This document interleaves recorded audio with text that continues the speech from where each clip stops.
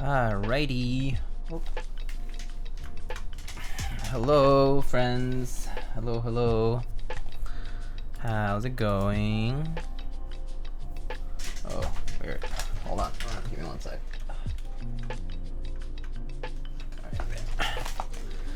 How's it going? Hello. Adriel. Pop Smoke. Hey. Mail K. 152. Pork Jowl. Hinker. Hello. Filson. Peaches. Good day. Talk Thumbs. Hello. Lucas. Drua. Adriel. Thank you so much for the 4 months Prime sub.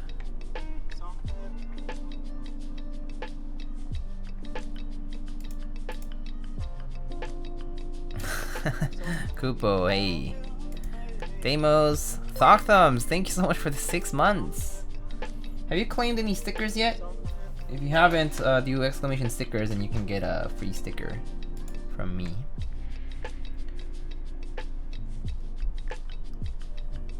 Alright. So how's it going, everybody? How's your Friday?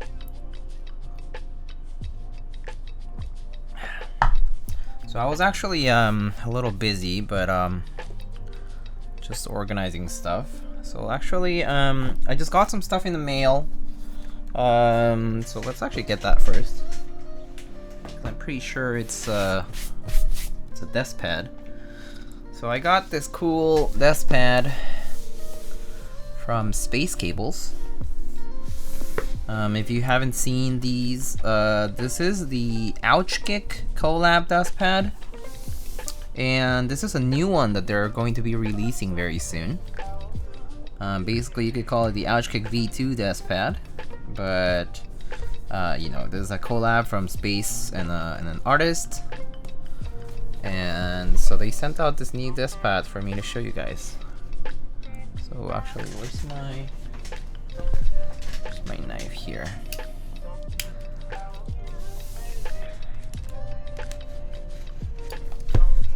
Is that the only one? Okay. Well, the 60% that you had on just now looks cool. Oh, that was the Noxery X60R. Yeah, I actually was gonna put some caps on it, so I'll bring it back on. Nice. Alright, let's take a look at this. Looks pretty neat. Wow, this is just as busy as the previous one, but in this time in a white colorway. The first version of this one is like in a blue colorway, and it's like different art, but yeah, very cool. Just chillin'. Call me Space is here. Take a risk. And there's a keyboard that says Space Cables. Yeah, space is the place. Pretty cute. Yo, what up, bro? pretty cute.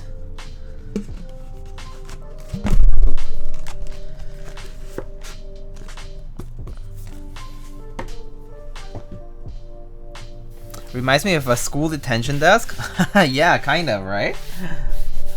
Definitely reminds me of like elementary to middle school, like doodles. Yeah. Kind of like some cartoons out there too have this style, but the colors look nice. Not minimalist at all, that's for sure. Yeah, I do agree with that. Alright, so this was the keyboard I had earlier. I was just gonna put on some caps. Had 2551 H80 over here. And then I'm gonna put this on, and then we can go ahead and work on our build.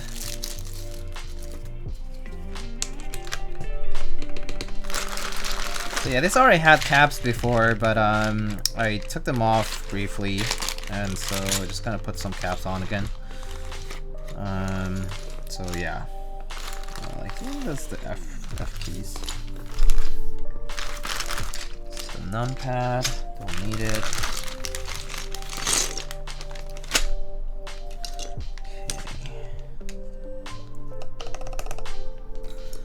Okay, there's the shift.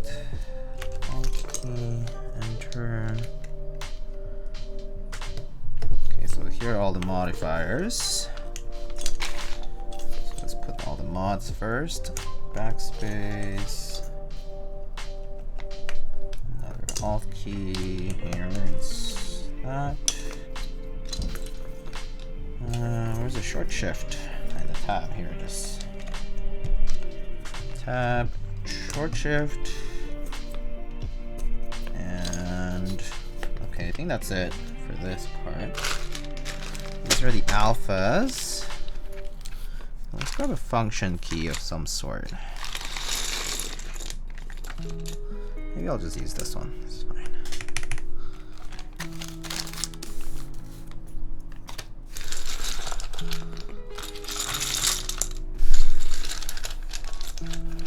That's a really nice silver. It is a nice silver. I do agree.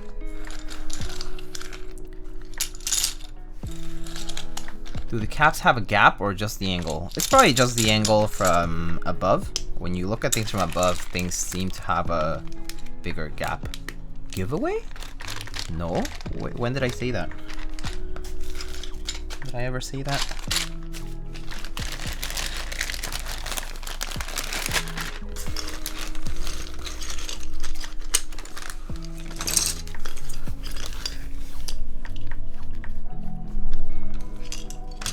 You said you're giving away this keyword to CFO. Oh, okay, buddy.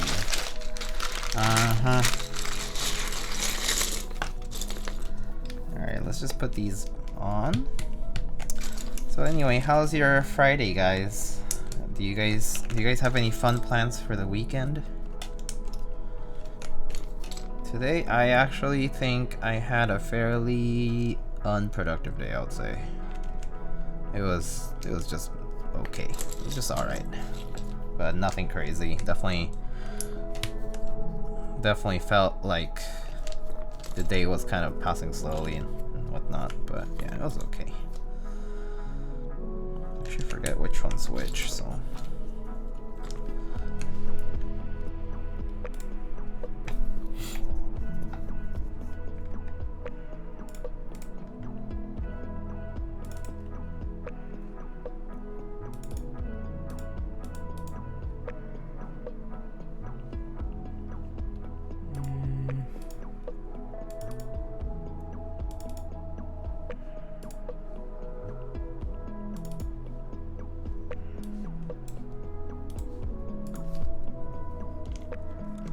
Got a lube and film switches for a Vega build? Oh, nice. That sounds pretty nice. Sounds fun.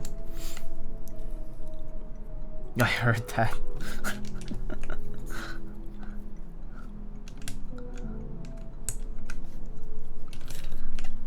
I always do nothing during the week and end up working the weekend. I have to say that happens to me quite a lot too.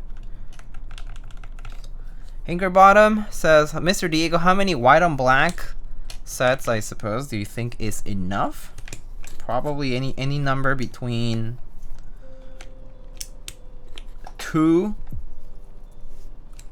and 69. That's the right number, I think.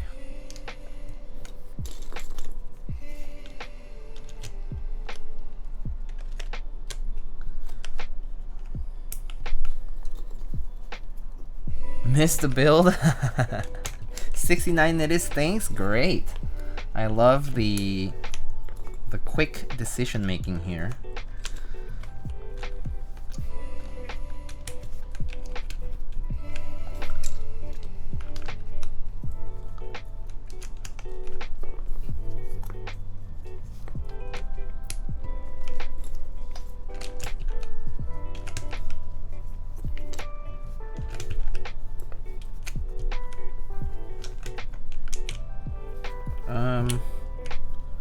Oh, 1, 2, 3, 4, 5, 6. Oh, whoopsie.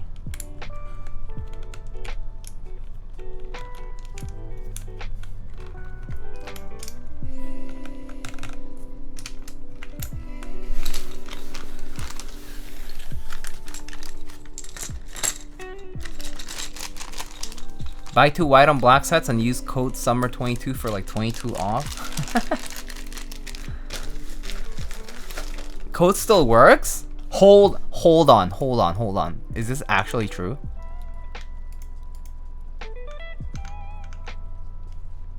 Hold on. Wait.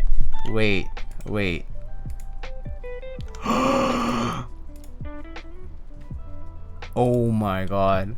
You're kidding me.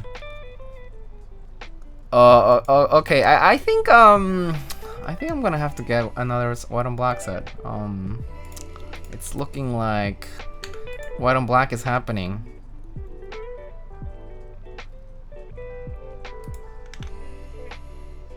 It has to be 2 though. Oh, I see. They're forcing you to buy 2.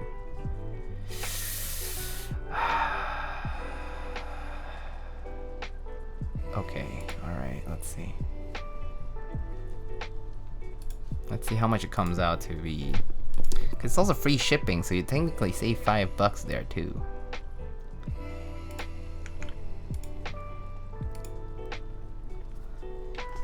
Oh, you're right. Damn.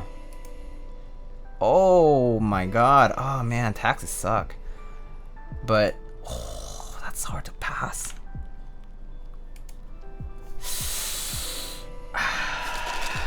Shit. Oh my god, that's just some cheap white on black. It has to be cheap. White on black. Oh, man.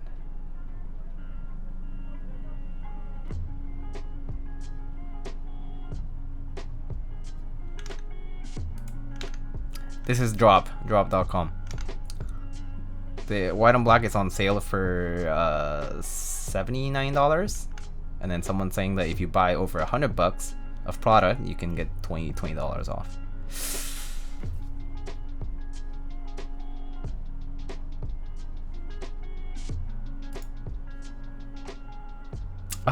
Okay, guess I have white on black coming in. It's too good to be true. Too good to be true. Hard to pass. I also had like the $5 coupon, so white on black sets, I guess they're coming in. Oh well.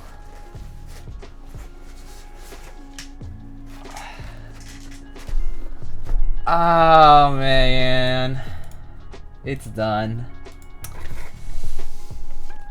Cali Tax L? Yeah, I also paid like $12 or $13 in taxes just now because of New York tax. But dude, it's hard to pass on that. You don't see white on black on sale that much. Oh well. Alright, let's get started today. So today we have this Keycult 265. We have our silent alpaca switches here, some appears to be Zeal stabilizers here for our plate and PCB. It's okay, Diego, we can validate each other's purchases.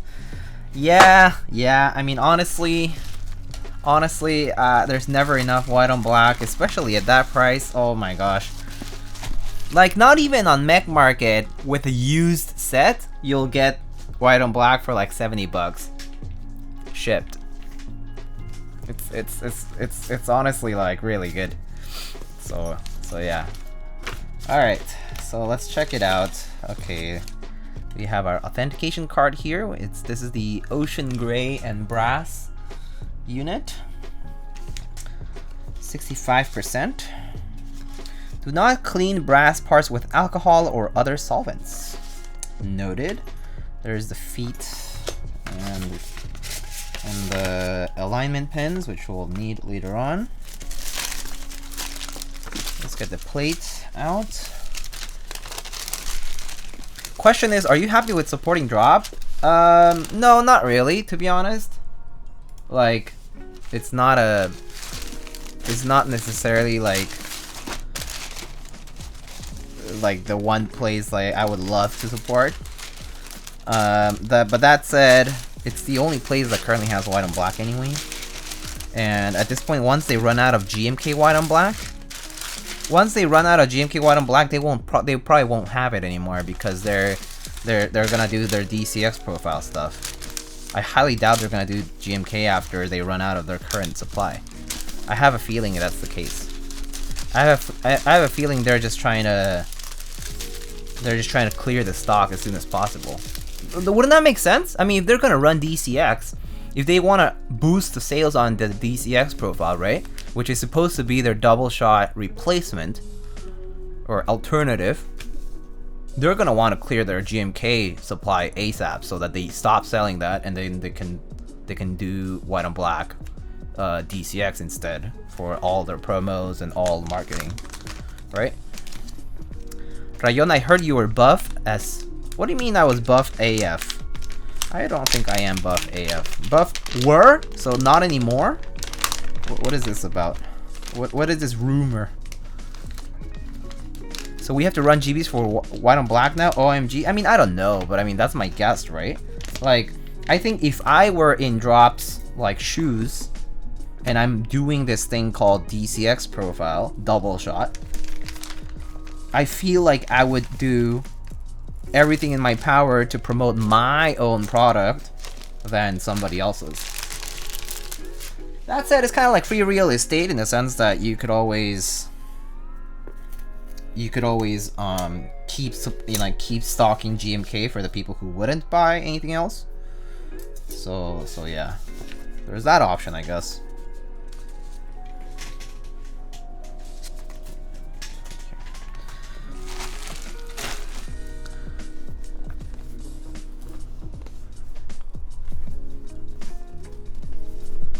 Alright, let's open this up. They'll try their hardest to own their rights to use sets like Olivia and Mizu for their own sets. Oh yeah, I guess I could see that.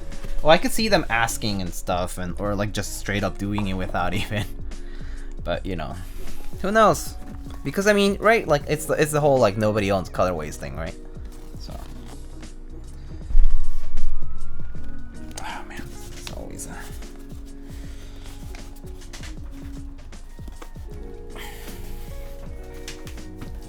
This piece of foam, if it was repacked, it's always rough because if you put the packing paper in it, it doesn't really, it's just a little bit too tight.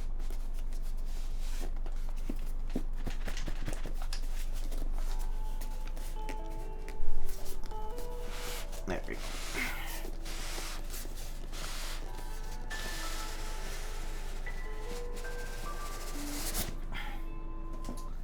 Alright, there it is.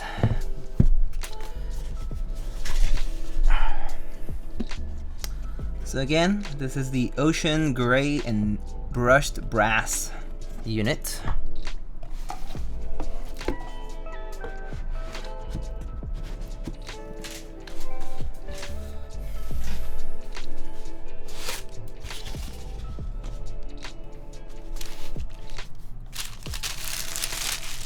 Have they fixed their packaging yet to make that easier to open? Their packaging is fine. You just need to pack the paper properly. That's the thing. The packing paper is supposed to be tightly packaged around the keyboard. If you leave air, like space in between, what happens is that the paper gets stuck in the foam. So it's supposed to be a snugly fitting package. So it's perfectly fine when you open it up the first time. But if you repackage it with the packing paper and you don't do it tightly, then the paper can get stuck because it adds thickness to the part between the two pieces of foam.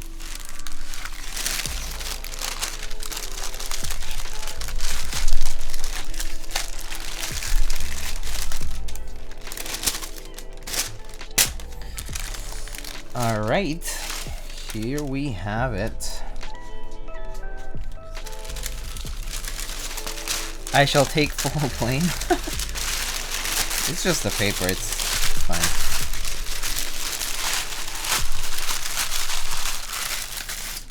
But yeah, so when repacking it up, I prefer actually not even putting the paper in, especially after it's built, because there's like a lot of space for it.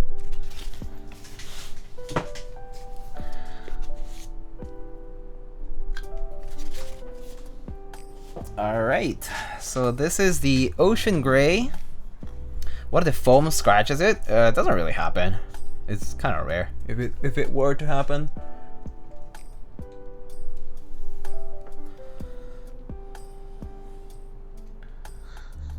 There it is, Keycult number 265.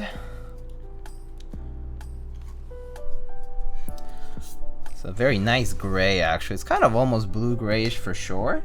It's not as not super blue, but it definitely has kind of a hint of it. So yeah.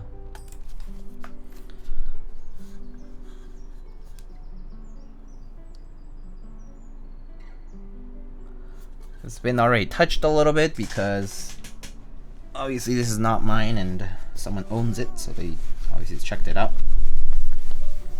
But this is a brushed piece of brass. A brush, meaning that it has this application on the texture. Very nice. Brushed, super underrated in my opinion. I personally actually like brushed and sandblasted a lot more than polished. I actually do not like polished as much. It looks cool, but it's so easy to to get it like, you know, dirty and whatnot. So I personally prefer brushed and sandblasted, which look nicer and they don't suffer from the, you know, the issue of having to deal with smudging and that kind of stuff much more easily. So yeah, very nice, very nice.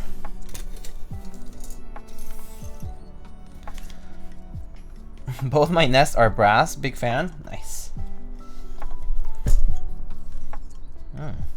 That is looking very cool though. Maybe I'll put like a piece of paper here. Prop it up a little bit. Oh, it's not enough. Oh well, that's fine. Let's have it be shiny. Alrighty. So let's test our PCB first, as always. It's a habitual thing for me now. So let's get a cable.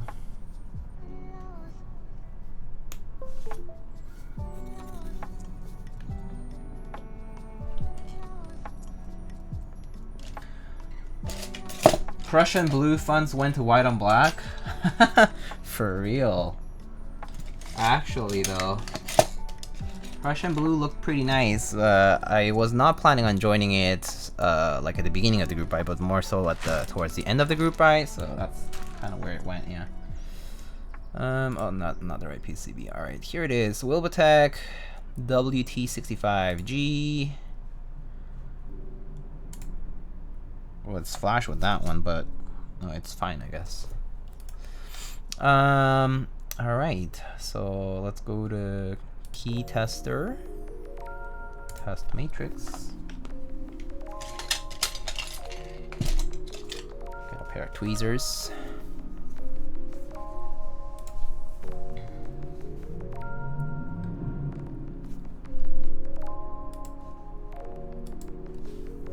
I wish I knew how K3Z did this black patina so I could try it on some keycaps and stuff. Oh, I didn't know that K3Z has been doing patina stuff himself as well. That's pretty cool though. They do neat stuff. The NRD guys, they do cool things.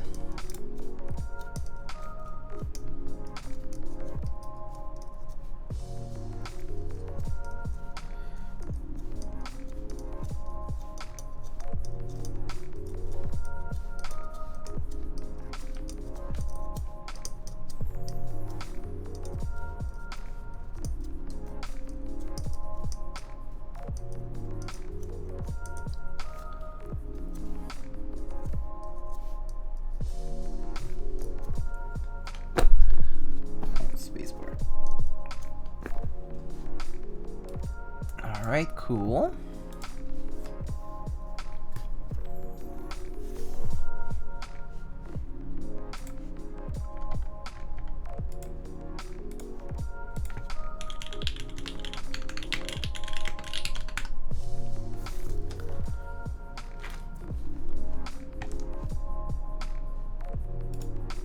Okay.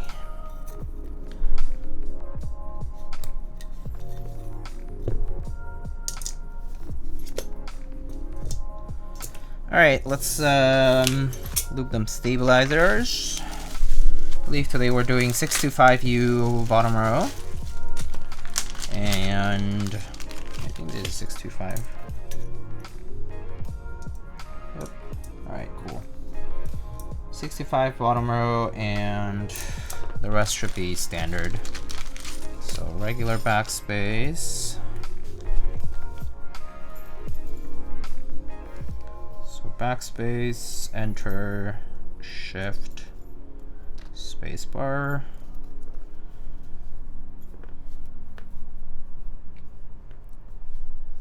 Okay.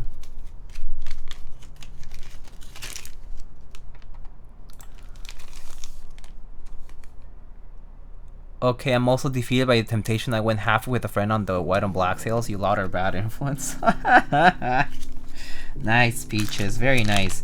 Did you How much does shipping cost for you? Is it also free shipping even internationally? Or how does it work for you? I'm more curious about that.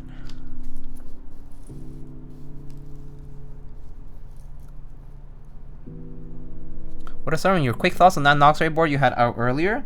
It's nice. It's a very simple board. It's just like a standard wedge shape, and it's top mount. It's basically like a very simple aluminum case with a brass weight.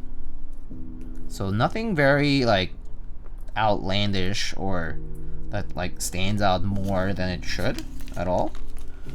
But it's just like a board that just kind of works. You know what I mean? Like it's just there and it works. Look at this big brain thing I'm gonna do. Can't pick up your little screw-in stab screws that are all over your desk pad. Grab your Bongo Cat tray, which has a magnet inside, and boom. Easy sweep.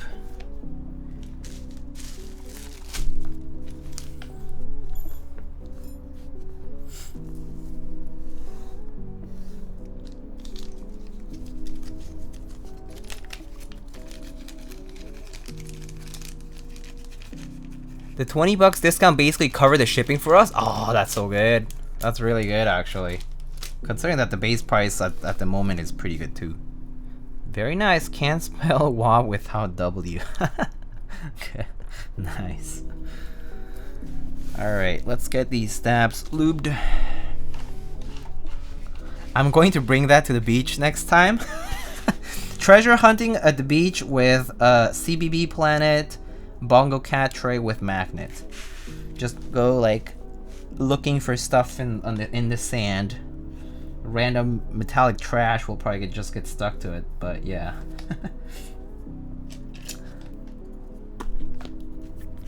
Alright, where's my 2.5?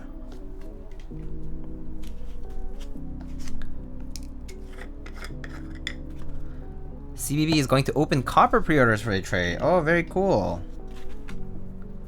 Is Dolce R5 completely fulfilled? As far as I know, yes. The only thing that I know is still pending as to Dolce R5 are two things. Number one, whatchamacallit? Oh my gosh, I'm total like spacing out. Oh. Extras for North America haven't been done yet. First, that's one. Oopsie, I didn't mean to open via. Extras for North America, so specifically like Desk Hero and Project, I don't think have been done yet. But group buy wise, I think it's all done. Right, they sent out the orders. I received mine. A lot of others that I know have received theirs. So Dolce R5 should be technically all done for all vendors. I don't know about Stealth though. I mean, Stealth, did Stealth run after? I think it did. But I know that Stealth also was custom colors, so probably had like color matching things going on with fairly, like it had like low contrast too, so maybe it was also like a bit of a delicate issue. Stealth had a custom black. I don't get it. Why? Just use a regular one. The regular black is totally fine. I don't get it. What do you mean custom black? How different could it possibly be?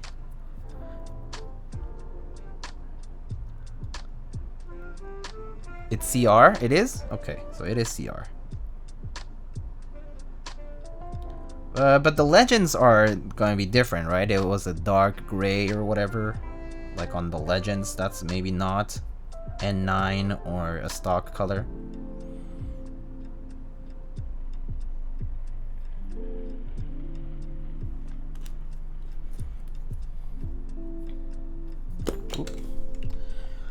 Hopefully they used easy colors for gray and black. I thought gray and black was supposed to be stock colors or something, like N9 on CR, perhaps. I think that was supposed to be the point of gray and black, to use stock colors that people already know what they look like. It was the anthracite colored legends that were struggling. Huh. I see. There's a decent number of people went in on GMK Stealth and are struggling because of the whole color matching process.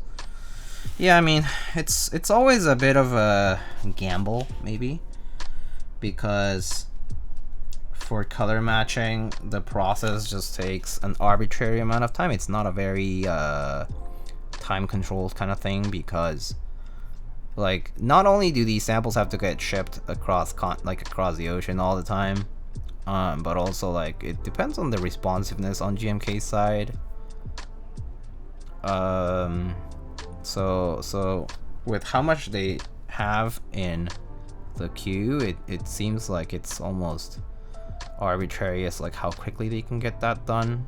It doesn't seem like, especially because I'm sure that it probably varies with the colors that they have to order too. Like if it's a color that the resin supplier can supply at the given time of order, then they have to wait, and then they wait and then order that, then the other one got backed up, you know, things like that. So it's kind of a mess, especially with the COVID situation.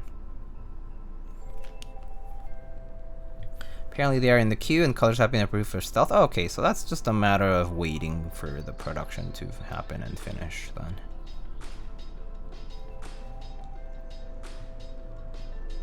Black on black when? I mean, GMK Dark was basically black on dark gray. Wii U, is that an ocean blue one? Yes, it is. It is an ocean blue unit. Okay, well, there goes the fire truck.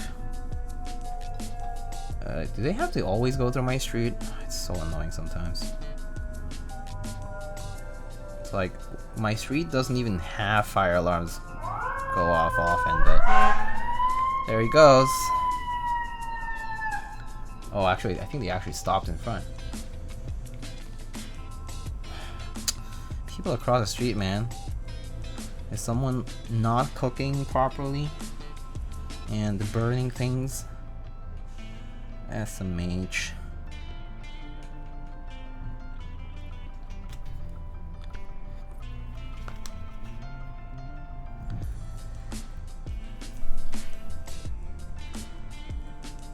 You don't have a neighbor OD once in a while? Must live in a nice area? Oh, I definitely have ambulances come around every so often. Also, I mean, there's a lot of families in my neighborhood, specifically on my street. The tenants in my, like, in the buildings around here, a lot of them are just older families that have been around for like decades and stuff. Like, very old tenants.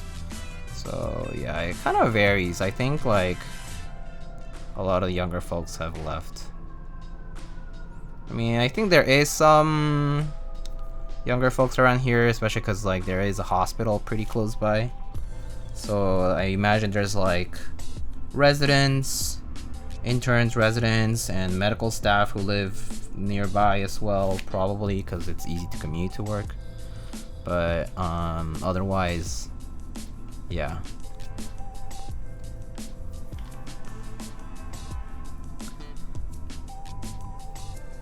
My last apartment was a lot sketchier than my current one. I mean, same for me. Actually, my last apartment was pretty sketchy compared to the current one.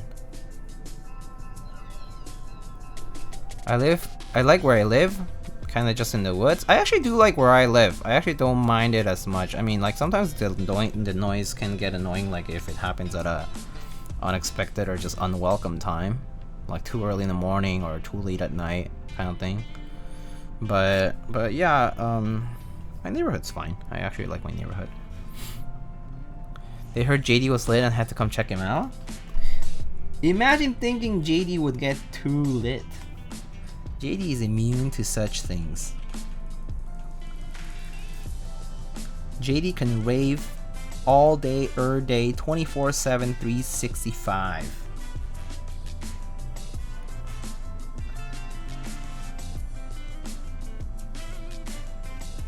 Our fire trucks also use my street, though it's a struggle, but luckily I'm the furthest unit from the road. Oh, I see.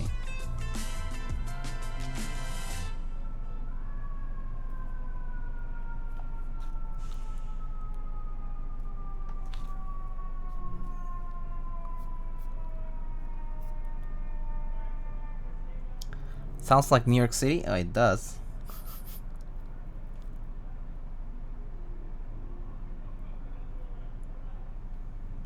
And yeah, it was probably loud because it was right outside my window area, which is actually the street. I face the street, so if a loud, very, very loud car passes by, I hear it all. So someday you'll have a nice, quiet penthouse, Diego. That would be good. That would be great, to be honest. I would appreciate a nice, quiet house with lots of space and natural light. I think that's it would be very much ideal. Lots of space, natural light, in-unit laundry, and you know, utilities that don't fail me, like the internet or like hot water kind of stuff. You know, like, you know, that's just, you know, basic things that are part of a nice and comfortable livelihood. If you're near a hospital, usually they have skilled nursing facilities positioned around them, and that's how they sell them. At least the hospital that I work at has a ton positioned around. Yeah, I know of the nursing facilities. Cause, well, I mean, I also do work at the medical center that is near me, so like I know about a lot about the infrastructure around here. But yeah, I know that at least on my street, it's mostly just residential. So it's like tenants who, like, families that have been around for a while. But yeah, there are some other facilities out there, and like a few streets down. I know of a few. Yeah, like nursing facilities, or also like just like smaller clinics. Like outpatient stuff.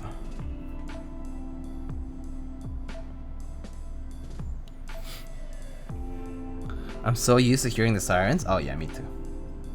In fact, I would say that even despite living close to a relatively busy area, we actually don't get that many sirens compared to, for example, if you're in New York, if you know New York City very well, down near like Langone, the NYU hospital. Oh my goodness, the sirens there are crazy. It's like it's constant, all the freaking time. Because over there's also a lot of cop activity. Yeah, it gets loud. Like if there was a one part of the city I would never live in, is definitely the Lower East Side. Great to go to, terrible to live in. IMO.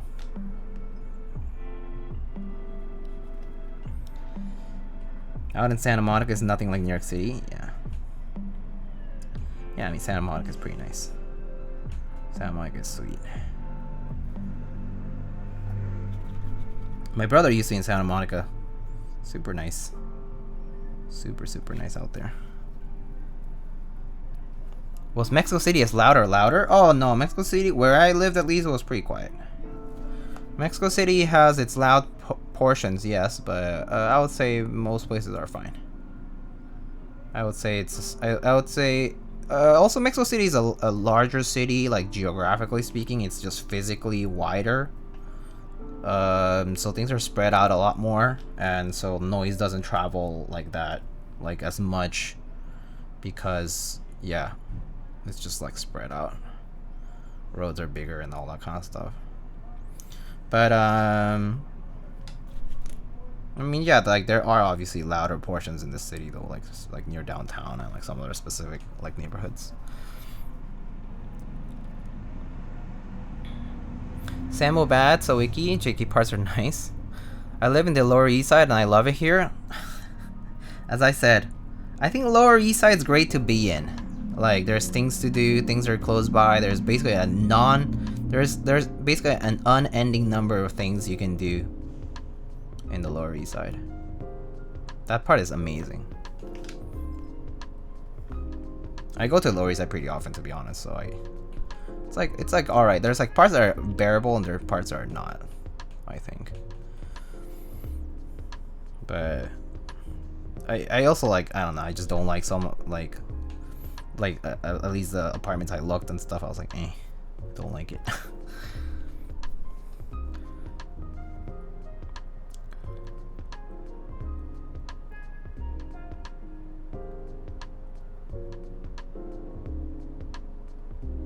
Your setup is always nice. That's not super clean. Oh, thank you.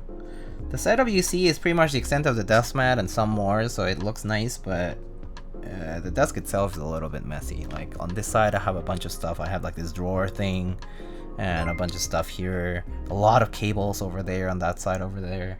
And then my speakers are right here. Speaker, DAC, amp.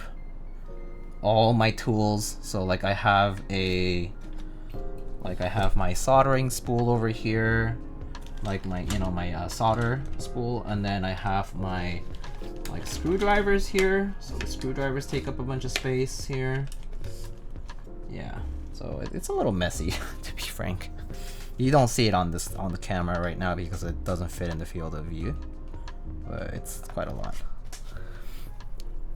Pics didn't happen. I think I've shown pics on my server and stuff before of the setup.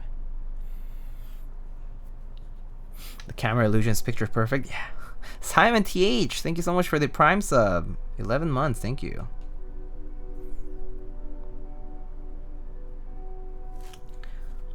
Can't find anything under 2.5 in the Lower East Side. Holy moly, under 2.5 and you can't find anything? That's kind of crazy. This is for a studio? Oh, one bed?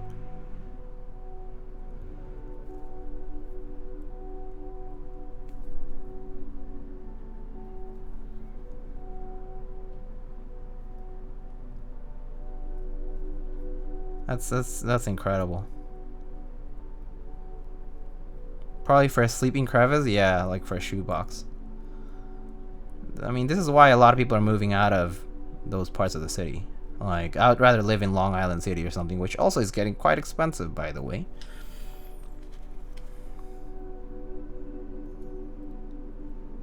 Or I'll just live in other parts of the city, like like West Side or maybe even further out east. Looking for one bed's been really hard. I mean, if you're trying to stay in that area, yeah, I'm sure it is pretty difficult. My friends are moving to Brooklyn, so I'm gonna come visit y'all in New York City. Oh, nice, Brooklyn, very cool. Brooklyn, the place where unless you live in Brooklyn, is far from everybody. Well, I mean, that's all the same for me. I'm the person that everyone says you're the furthest out of everybody because I live all the way up in, like in the Washington Heights, like that, all like very very far up in Manhattan area. So my neighborhood is also kind of the same, where it's like far from everybody unless you live here. Fortunately, we do get express trains, so it's actually not that bad. Like for me to get to Midtown is basically half an hour.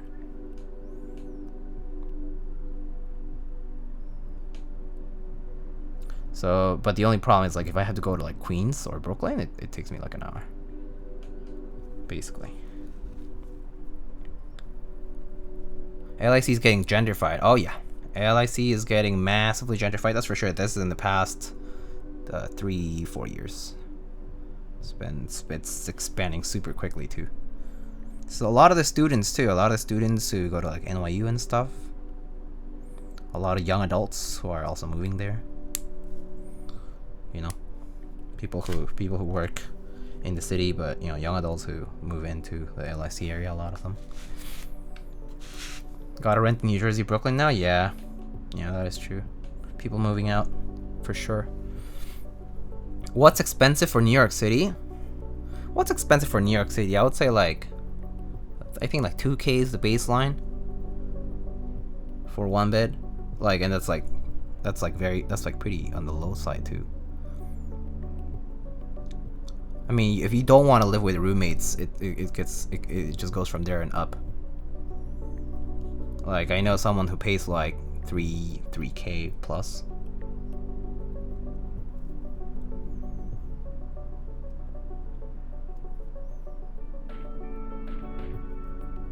and that's just for like one person.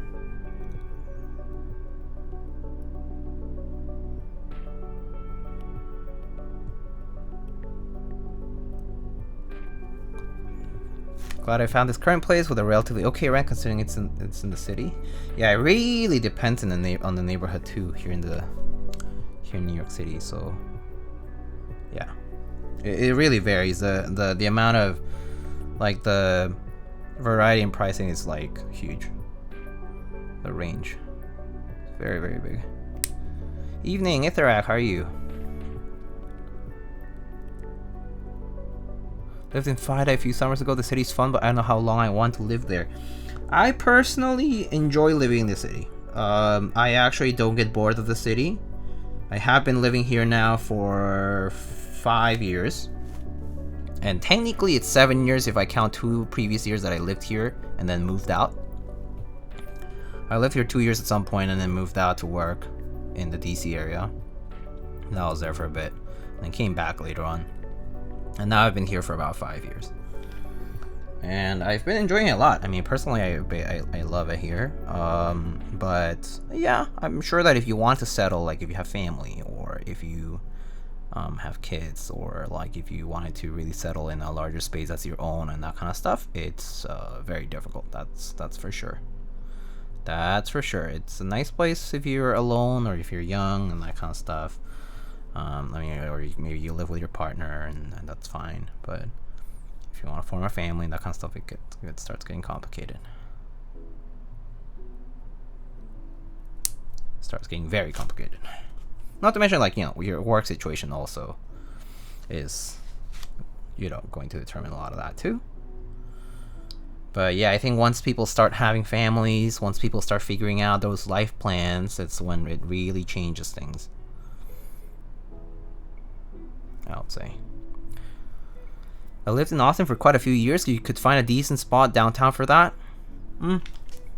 Yeah, parts of Texas also that are pretty cool to live in. And that, I mean, I guess Texas is also getting a little bit more expensive now, right? I mean, it's been growing a lot in the past, like, decade. A lot of tech going there, too.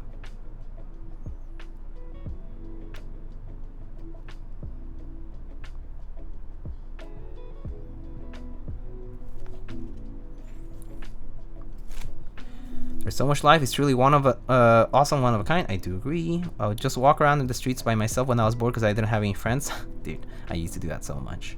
And for the same reasons too, in a way. How do you like DC? I lived in DMV my whole life. I like hearing transverse thoughts of it. Oh. Okay, so as someone who lived in a city, well, like, I lived in New York City, but I've also lived in like smaller cities and stuff. I kind of realized like public transit is super vital, right? In any kind of city location. I did not like public transit in the DC area at all. I think the subway there, the metro sucks. It closes early. It's poorly manned. Maintenance all the time. Pricing's not that great either. Housing was okay, actually. My housing options were pretty good down in the DMV. Like, I lived out in Maryland, but even when I was looking in DC, it was okay, to be honest. The food and bar scene has expanded a lot in the DC area, so there was a lot of fun stuff to do. But a lot of the DC area also, like, there was a big focus on, like, because a lot of the jobs out there are government related and stuff, so things kind of like happy hours start kind of early and stuff, and then things kind of end early too. I didn't like that. As a 20-some-year-old, I didn't like that. You know? I want to be going out at like 9 or 10. And then coming back like, you know, later in the night. But like, you can't do that in DC. Things close so early.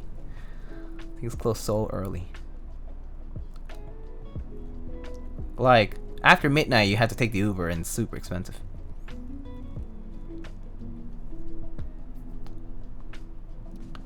So DC closes early because of the boomers. Yeah, it's both the aspect of government, and being very central to DC, government and public agencies, and like it's basically work culture plus the population that lives there. So Yeah, but I didn't like that part. Like moving around, basically, if you don't own a car, it really does complicate things a lot. You kind of need a car, especially if you live outside of DC main area. You know, you do need a car for a lot of things. Like unless you live and work close to the metro lines, you need a car. I mean, I fortunately had a roommate who had one, and you know, like she would drive me places, and we also, like, you know, we're pretty close friends, and we hung out and stuff, and that was easy. But you know, if it hadn't been for that, it would have been a lot more complicated. All about that paper, boy. What's up, dude? 8 months Prime sub, thank you. How's it going, man? How's your Friday night?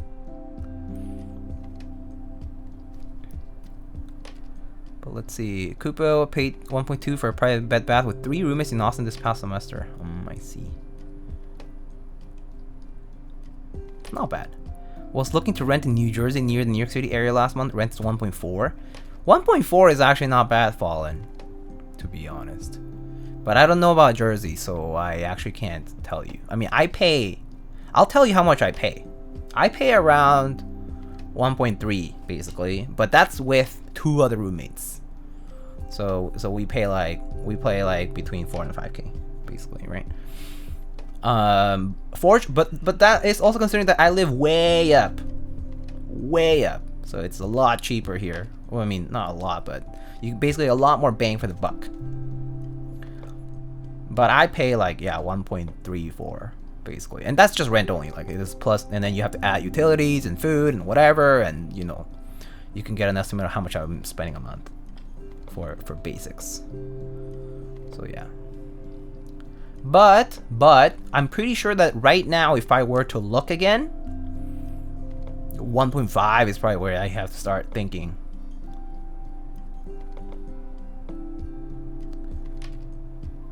Everywhere expensive? Yeah, it's been getting worse and worse and worse. Like right now, if you're already renting, buying is not an option really. And if you can afford to continue renting, I think you should. It's just moving is becoming so much more difficult. Not to mention moving expenses are also there. So yeah, it's like if you have to cover that, then it gets pretty expensive really quickly. Just came to check up on the best stream. Okay. What years were you in DC, if you don't mind sharing? I was there in let me see, I was there between 2015 and 2017. In the DMV area. Owning a home for our generation is a dream. Oh yeah.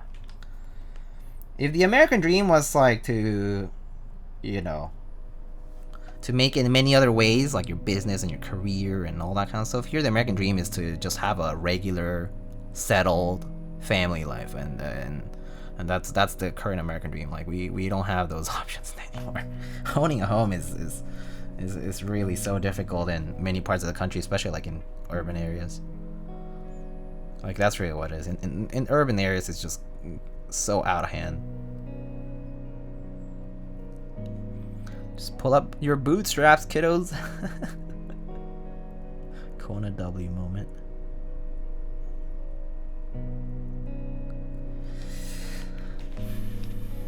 Should have just dumped all your money into Bitcoin in 2010. 2010, I was not even in university in college, so that wouldn't have worked because I didn't have money at all. Dump all my $0. Okay.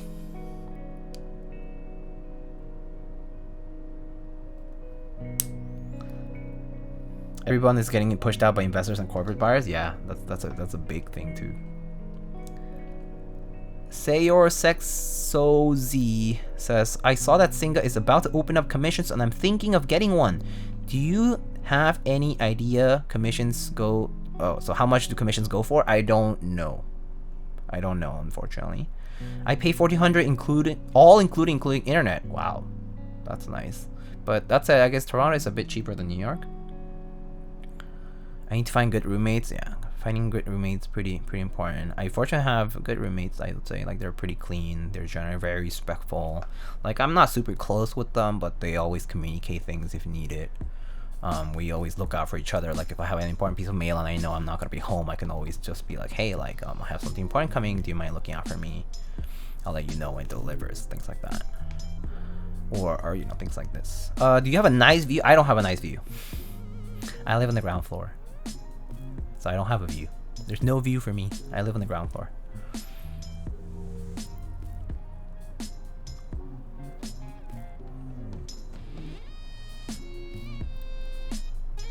Diego, the Nord UK Moto Kit has arrived in New Zealand. You're getting next week. Thanks so much for proxying. Oh, no worries. Speeches. Also, Nine Walker, hello. I think I just saw you say hello. Did I miss your question? No, I think I just answered it, right? A little late, but I answered. Nice view of the neighbor. Yeah, nice view of the people, of the ladies, and the ladies gossiping outside, and the older folks who just play like Cuban dominoes and stuff in the evenings, especially in the summer. They're in the summer they're always outside, like playing like dominoes and like cards and like whatnot. I know so many people who have moved states since they can work remotely. Oh yeah, I know a lot of people who did that too. Yeah, I know a lot of people who moved because of remote work being an option.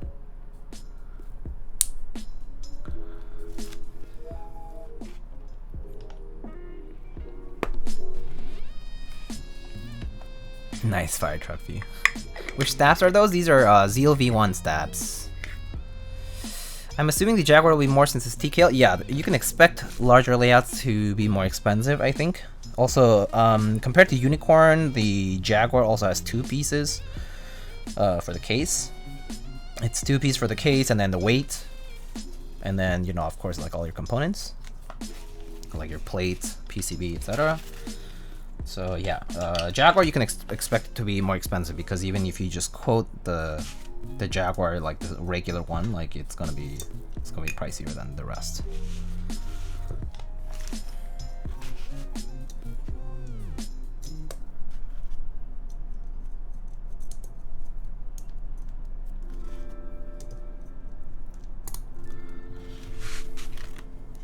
I don't know how much though. I really don't know, but I would expect, I think a good baseline for most commissions in general, like in my opinion, for even the smaller maker, it's probably gonna start at least at twice the retail, right? So you're at least placing yourself around $1,000, let's say. Maybe nowadays, because the price have gone up, maybe like $1,200 for a commission minimum. And then I would say like for bigger makers, that can be maybe 3 or 4 times the retail price. So that can go up pretty quickly. So I would say, like, you know, if you're thinking about commissioning, like you're thinking of at least about $2-3 grand at least, right? Just for the kit. So I think it's fair to assume that you should save up as much.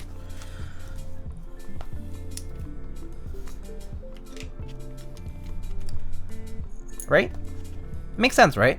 I think it should make sense, right? Like commission is, the reason for this is because commissions, right, are, you, by effectively doing a commission, you are taking time away from that maker or business from doing whatever they would otherwise do in order for them to work on something custom for you.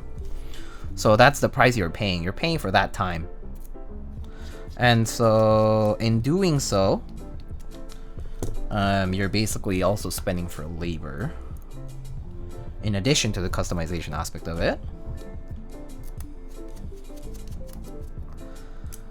Yeah. So your perspective should be like that on it, on commissions of any kind. This applies to artists. This applies to build service providers like myself, or people like, you know, knee deep who does like patina services, or, you know, any of that kind of stuff. Just assume that you by doing anything customized, you are taking time away from that person from doing what they would otherwise want to do by themselves on their own volition. So, oh, had this laying around. Glad you found it, Vin Keys. Thank you so much for the Prime sub.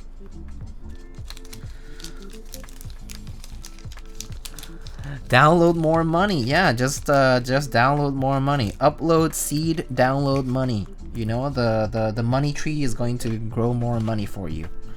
Just have to plant them. Plant the money trees.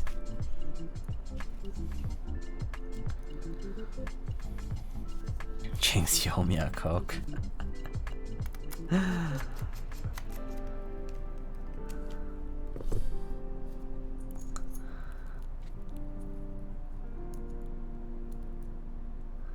Keycult number 2 commission. TKL has a base price of 1800 USD a couple of years ago.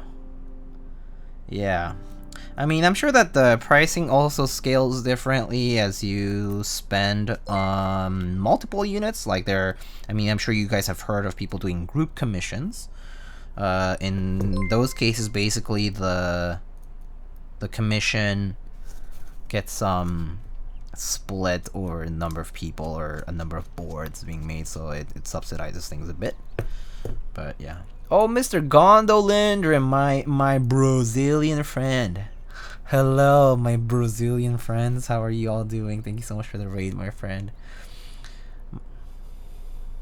Only Gondo will understand this, but Gondo is my gambling partner. Gambles fake internet points.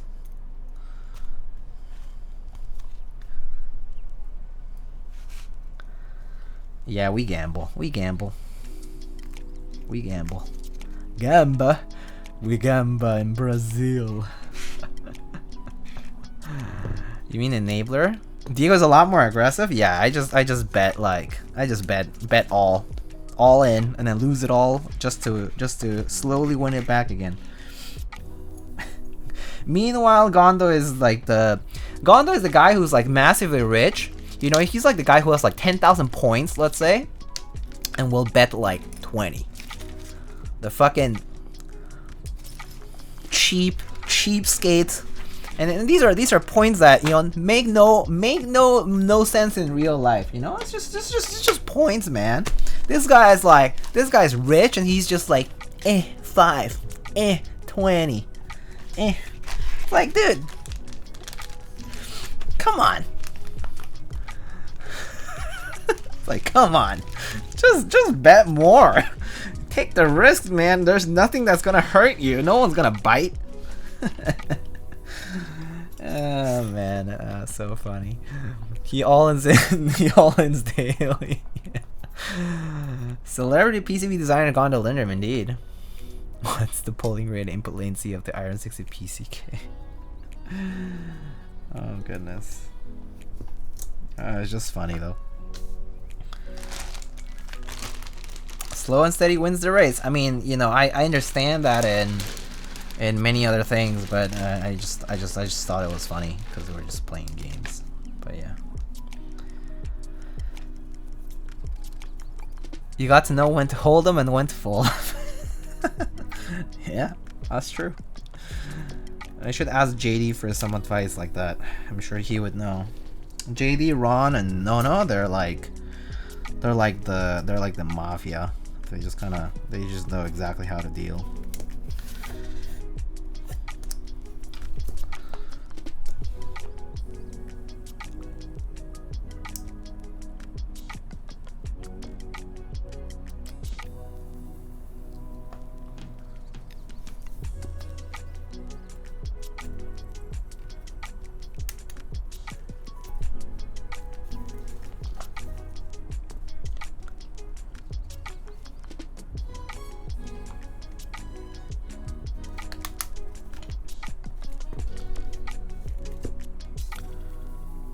Well guys, it's late here and I need to wake up early tomorrow for cardio. Very nice. Hope you guys have a nice stream. I love you, Diego. Oh, Mr. Gondo, thanks so much for the raid. Have a good night.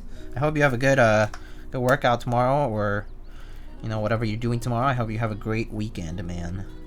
Take it easy.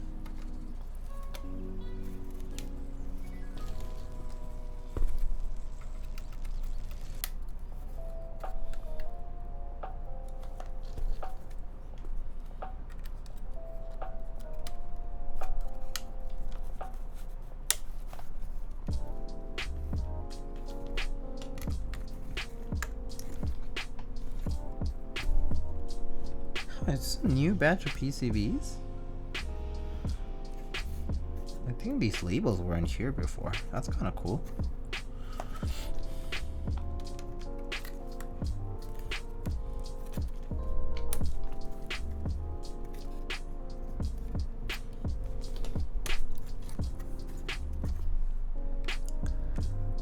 I heard kidneys reduce latency by 80%. Is that applicable to QM kidneys programming?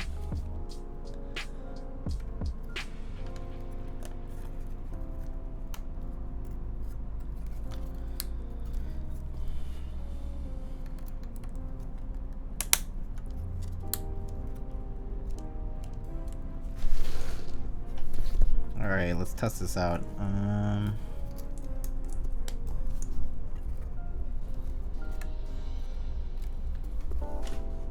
So today's a silent build, so don't expect too much, just FYI. At least it'll look cool. But yeah, don't have high expectations because silent builds tend to be, well, silent, so you're not gonna hear too much. You're gonna hear that background music a lot more than anything else.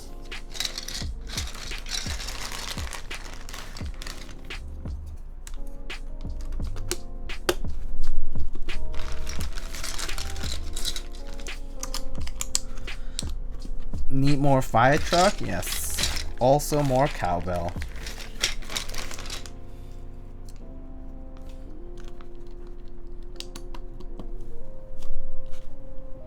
No T-word? I guess not as much. Okay, I really need to hear if there's any like ticking or anything like that.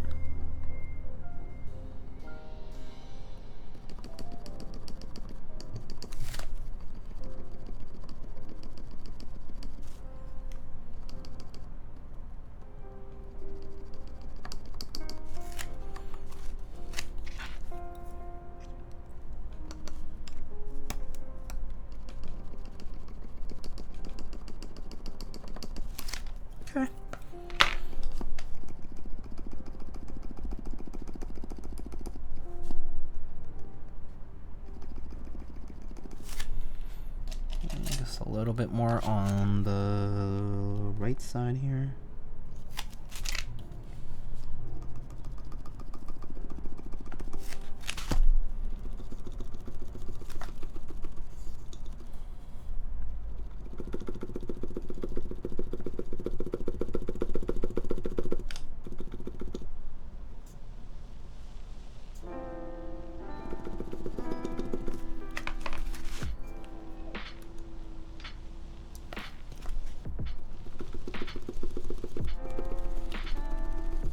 I went to my friend's kid's volleyball game.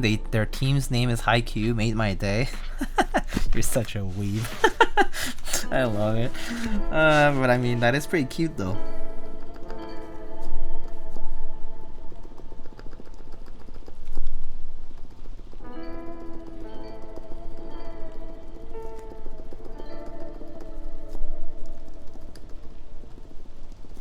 Man, I forget how like silent switches sometimes like just have that feeling of reduced travel because of the little pads on them. So it just sounds even more odd at times because you forget that it's gonna be like shorter feeling.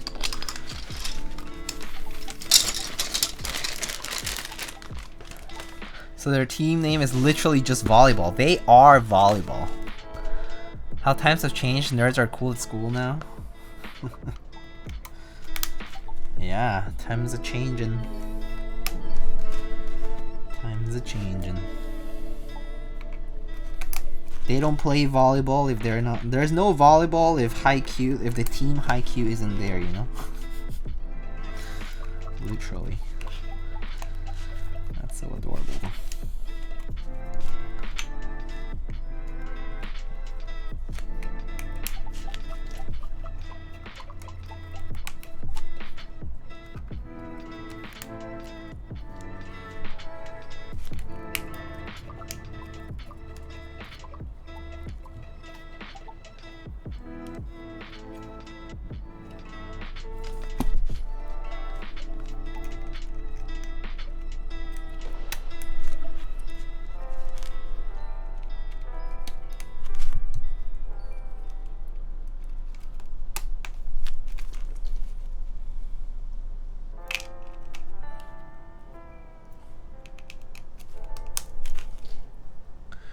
It is possible that I may get a sticker, an exciting prospect. I love stickers. Oh, you do? That's good. I mean, it is likely that you'll get a sticker if you fill the form, right? So, just need to send it out probably this coming week. My friend said her son is quite popular at school because he's nerdy. I'm like, he's a cutie too, that's why. That is adorable. That is so adorable.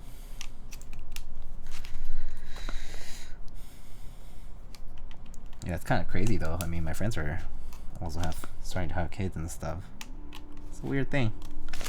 I'm just like, can't relate in a way, but at the same time, that's pretty cute.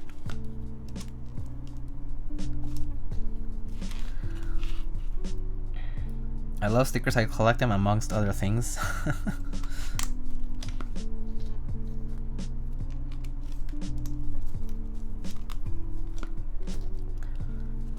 Nerds out? No. Don't be mean. I mean, y'all are a bunch of nerds anyway because y'all are into keyboards, so.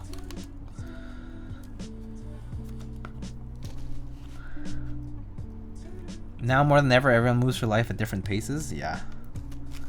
Yeah, for real. For real, for real.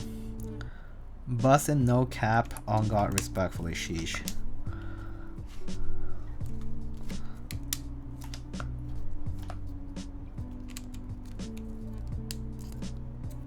Dead ass. I'm here for you, not the board. Oh. That's cute. Is it really applicable to most people here? Maybe. Fortunately, I think most people that I see in the chat are pretty regular to the channel, which is really nice. I buy keywords to flip at cost. If you flip at cost, it doesn't mean that you literally bought it so that you could do this. There it is. I flipped the board at no cost. I have one-upped you now.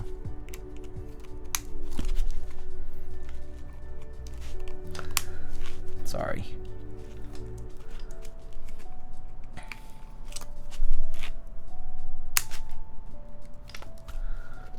I'm blocking this channel.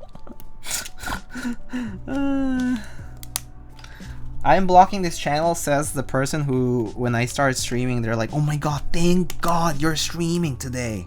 And I'm like, wow, very enthusiastic. I see that you were bored today. The thrill of the sale. I buy keywords to flip for Konix. Oh no! That is unfortunate. Imagine buying shitty wheels and other nicer wheels, because I know nothing about wheels, but I just heard they're not as good, so I'll say meh as well. Dude, I love your streams. I hear, do you guys hear that? All that backpedaling over there? Mr. Kupo really working hard on that bicycle.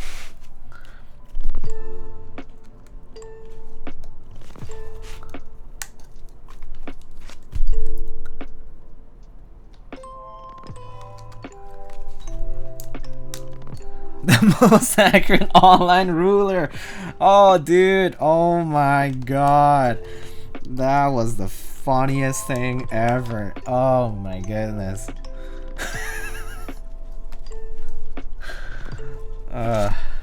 This is like doing this. Let me show you guys what I mean.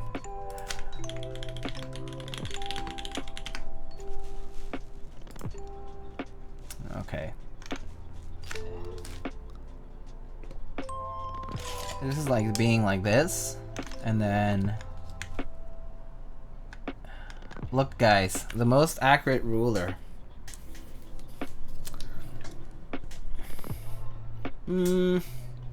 Yep, looks like 15 centimeters to me. Yep, looks like 15 centimeters, where 1 centimeter on the screen right now is actually 1.5, but you know, looks like 15.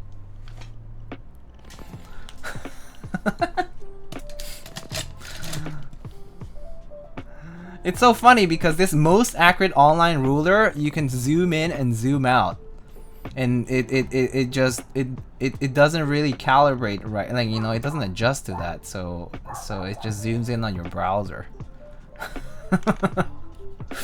So it's not accurate at all. By any means. It means like it's not scaling at all based on your screen size or your browser window. It's so funny.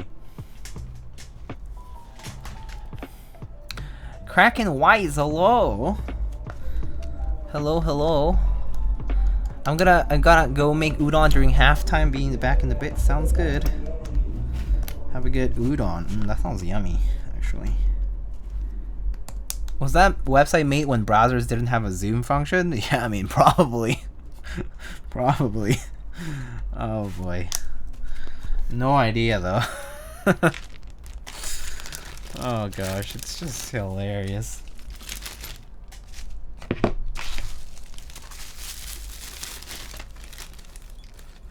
This is perfect with a curved monitor. I didn't think about that. That's also really good. Oh, so true though. The curved ultra wide. Oh my gosh. What do you mean? You mean to tell me that 1 inch isn't the size of my monitor? Viewed best with Netscape Navigator. Holy shit, that's a throwback. Oh my god, Netscape Navigator. That's a long while ago. Oh.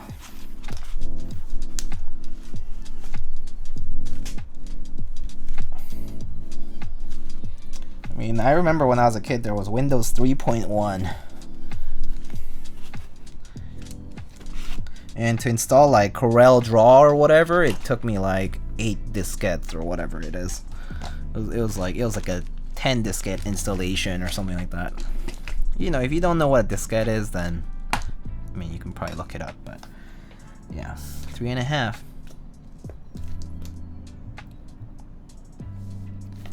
Or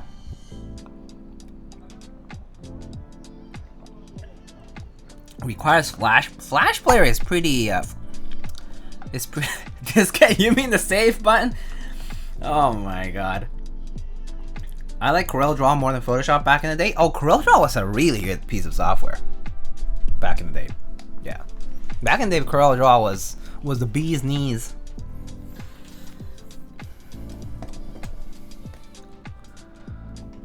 The save button. Jesus. Ah, that's just so funny.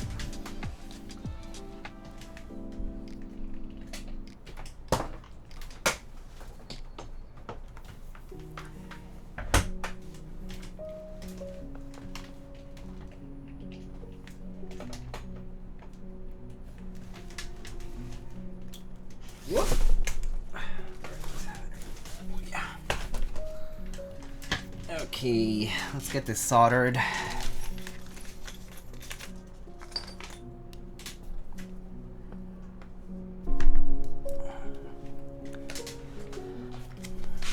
Wow, Keycult. Hello, Mr. Olivius. If you don't know Mr. Olivius does very wonderful pixel art. He has done some cool collabs with other makers like Brocaps. Ran that sale over with KLC. They do very cool art with it's pixel art. They do like keyboard related pixel art. The scale is like 5 inches. Oh, Paint Shop Pro. Haven't heard that in a while either. Yeah, I mean, who remembers downloading stuff? I mean, music through like Napster and. Yeah, I used Winamp for a long time too, I remember. And then downloading things to like LimeWire and Aries and like a bajillion different torrenting software too, eventually.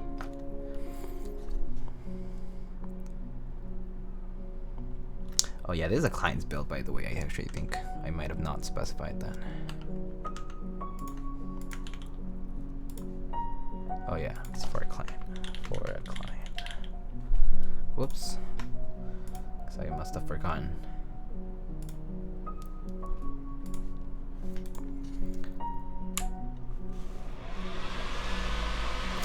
Alrighty, time to solder.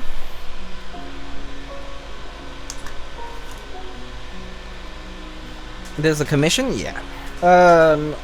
So these are, I think, yeah, that's like a limited, like a small number edition of the Ocean Gray.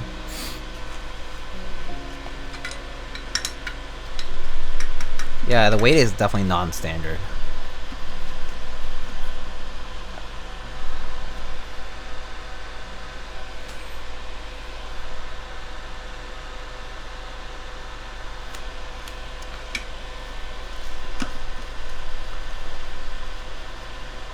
KLC Brocaps mat came out lovely. Oh yeah, I really liked it. It was really good. I really like that Olivia's was taking feedback with the colorways and stuff too. Accurate to the actual colorways.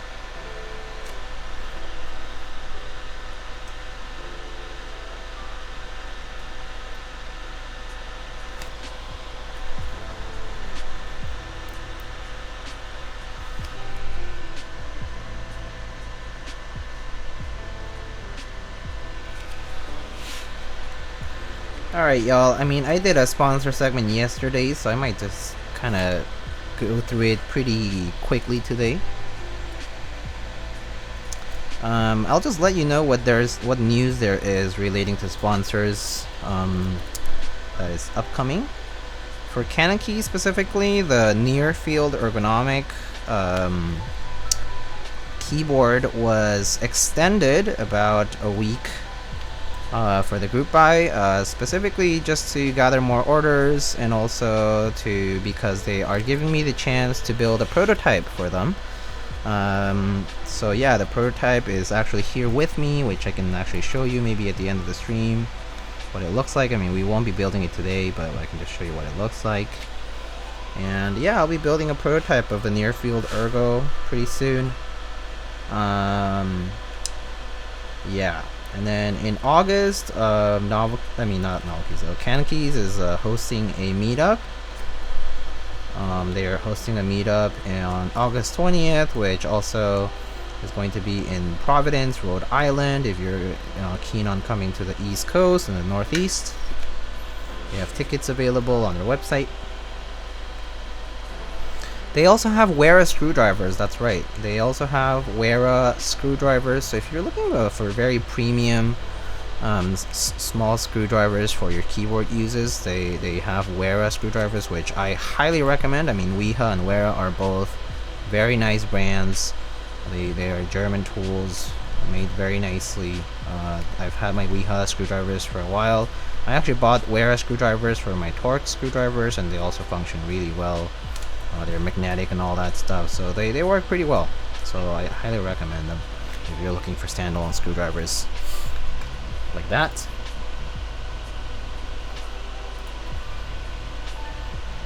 Let's see, what else do we have? Canon Key just restocked on some carrying cases if you're looking for some carrying case of varying sizes. They also still have the Alumizu bundle available, which is going to be live until I think a week and a half from today, like 10 days-ish from today. Let's see, they have in-stock sets, of course. Okay, I think that's it. Let's see, we can skip CBB. No news from CBB that I know of right now. Oh yeah, I provided CBB the feedback from the plate that we tried yesterday. So if you have been looking for a Jane V2 or Jane V2 CE compatible plate, sooner than later, CBB plans on stocking ultra high molecular weight polyethylene and polycarb and other material plates for that particular layout in their store. So you'll probably see news about that soon. Of course, they're going to be integrating the feedback that I gave them, so you won't see like any unnecessary flex cuts or anything like that would potentially break or cause any trouble during your build. So yeah.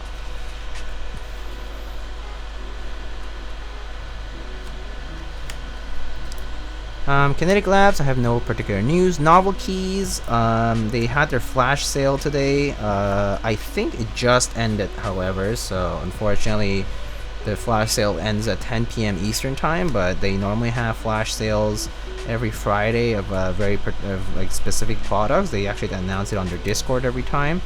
And today they actually had their NK stabilizers for $10 for the set, so which was a pretty good deal, I think.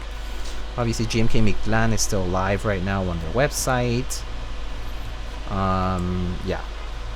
So that's for Novel Keys. Novel Keys, of course, is organizing a meetup, a very large meetup. They did that last year as well. It was called the Keyboards Meetup, or something like that. But basically, they organized a big meetup in the latter half of the year. So if you were on the lookout to attend a meetup specifically, in the East Coast, Novel Keys is located in Morgantown, West Virginia, so you know, the meetup will be held there in their headquarters and a hotel around there, and so yeah, you should check it out. But yeah, check out, and you'll get to hear more details about that sooner than later, as we're closing in on the second half of the year. Commission question: how often do customers request soldering Mil-Max sockets, much less than soldering switches? I would say Mil-Max sockets are requested for me not too often. First of all, because I charge for Mil-Max socket servicing. First of all, I don't do Mil-Max socket requests by themselves. It has to be paired with a build. So in other words, if you send me a PCB for me to Mil-Max socket, I won't just take the PCB and send it back to you. Like I just don't have the time to be doing just that. So yeah, it has to be paired with a build, so that normally the basically ends up being like twice the price of a regular build commission. So I mean, yeah, so I would say that Mil-Max commissions are more rare for me, because of the amount of labor that's involved, and I would say that people are more reluctant to pay the full price of that. So not too many Mil-Max requests, but they do come in every so often. I mean, I actually think I will be having a Mil-Max socket request coming up pretty soon. Actually, someone has filled out a form about it. So yeah, they do come in every so often, though, whether it's off stream or on stream. But yeah, Mil-Max sockets are also expensive in the sense that you also have to spend for the sockets themselves. So yeah, there's that. Yeah, but I mean, they do take a while to do, so yeah, I mean, it requires a little bit more care to do it, because you're supposed to use a smaller amount of solder for the sockets to bind properly and without overfilling the area where the sockets go. So yeah, it's a little bit more involved, but you know, if you have experience, it's a bit easier. But yeah, nonetheless, I charge for my time there basically. Just takes a longer time for me. Yeah. Oh yeah, if you were looking for 65% PCBs from Wilbitech, by the way, I know that Salvin just restocked some hot swap, I believe, 65% graphite PCBs, which is compatible with, for example, your Keycult 165 or 265. And what else is compatible with this? There might be other boards that have the daughter board cable on the left side as well. So yeah, so I believe they just restocked that on Salvin's store, so check that out as well.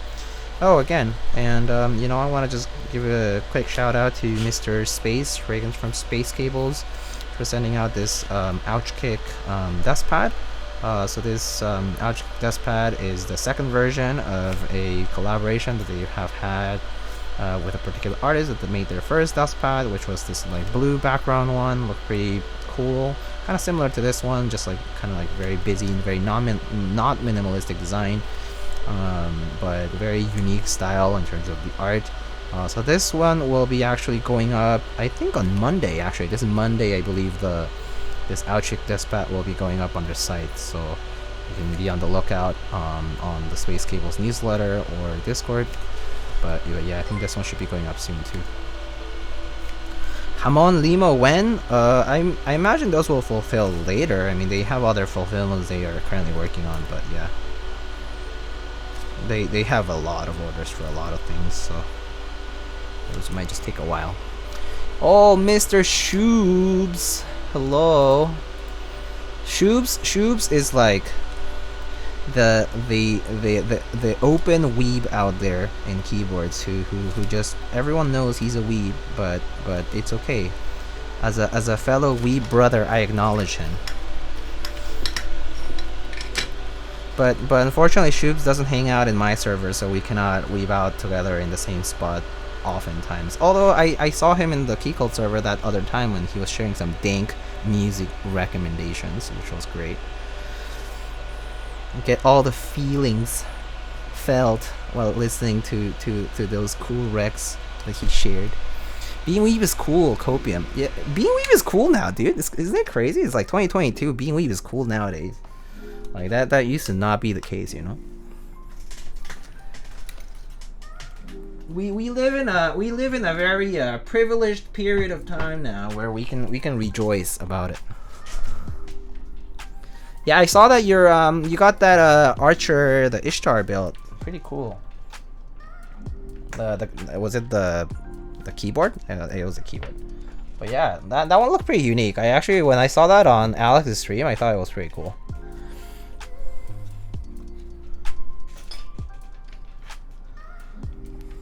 I'm not gonna lie, I kind of wish the Saber one, the Artoria one, was like a public thing. I kind of want one.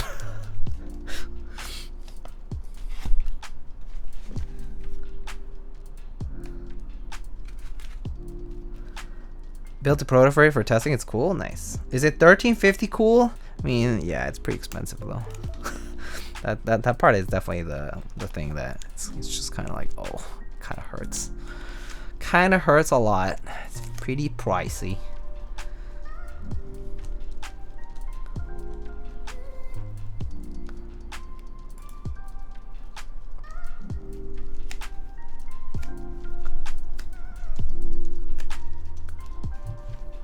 Kanekys has a couple cool looking screwdrivers also that just went live on the site. Yeah, they've just put some Wera screwdrivers on their site. I actually just talked about it just now. But yeah, Wera screwdrivers. The Wera screwdrivers basically look like this. This is a Wera screwdriver. This is like a Torx screwdriver. If you haven't seen one before, this is a Wera screwdriver. Has a very nice handle that's good for holding. And yeah, it's a really nice high quality screwdriver. I really like these. So yeah, recommend them if you don't have a pair of screwdrivers that you can use for your keyboards. And it actually might be not as expensive because they do sell them individually instead of sets. So I mean, I'm saying like Kaneki sells them individually too. So. You like long pipes? If the pipe can contain things that should be contained properly, yes, why not? I mean, pipes, you know, good for transferring fluids from place A to place B, as long as they serve their function. You know, long pipe good. But how about long pole? I don't like them. I don't like them in switches, at least. I can tell you that. I don't like them in switches.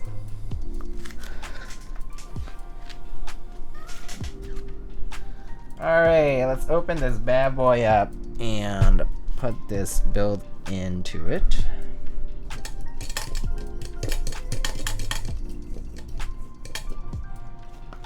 Okay, so first step is to undo the screws. Also, it looks like, am I missing some screws here? Or are they here? Oh, they are in here, I think. I don't know, we'll see. Okay, let's open it up first. Alright, so I believe this is a T10. And I'm totally wrong. I think it's a T8 actually. It's a T8. That bottom sort of nutty? Yeah, it's a brushed brass, dude. It's a piece of brass that's been brushed. I really like it. I like it. I like brushed more than polished personally. I think polished just looks really tacky. It just looks very like, yeah, just polished. I don't know. It's not for me. Like I think in smaller pieces it's okay, but I'm not a huge fan of polished.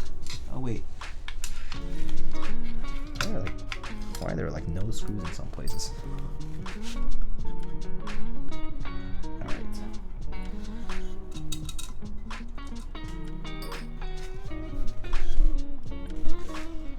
Alright, so there comes the weight, or the bottom piece off. Actually, I don't know why I did that. Here. Let's take off the rest here.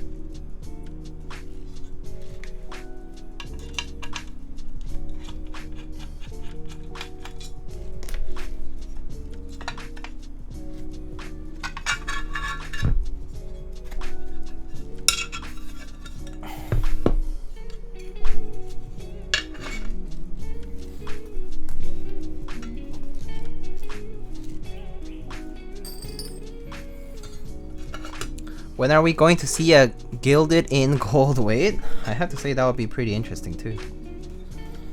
Alright, so the first thing I should probably do is put the daughter board in. So let's put that in over here. Oh, God, I always forget how it goes. It goes in like this. I have a bit of leftover FR4. I just need to trim.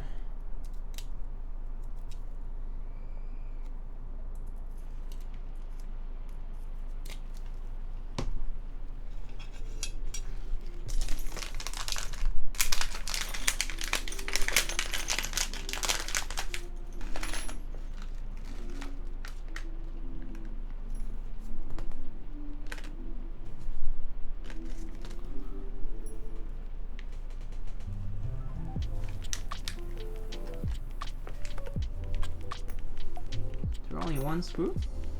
Here? Oh, here. Okay, I think these are T6 actually.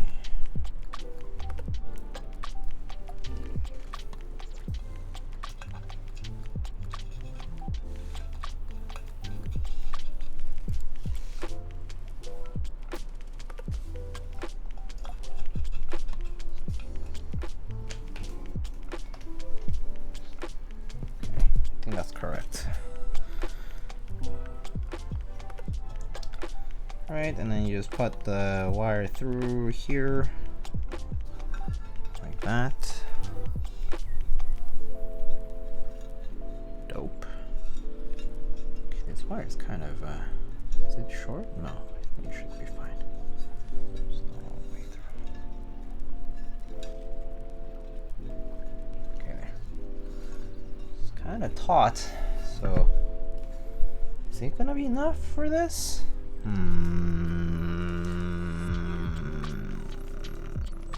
think just barely. Okay, let's see. So let's put these other screws in. I'm missing some screws though. I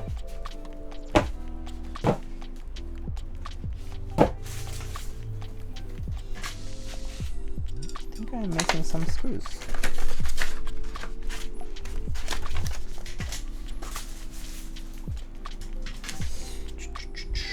I hope it holds fine. I mean, it was holding the bottom piece okay, so should be okay without some of them, but the owner is gonna have to get a couple more screws here.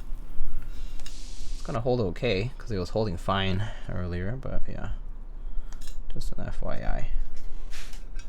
I'll just give them an FYI. Do you think the number 1 or number 2 is more difficult to build? Oh, probably number 2. Number 1 is pretty easy. It's pretty straightforward. Pretty straightforward.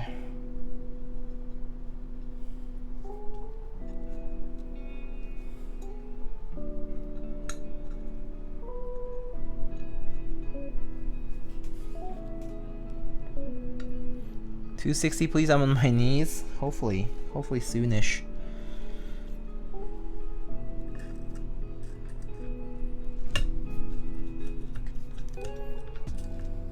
Alright. Oh man, this cable is kinda short. This cable do be kinda short.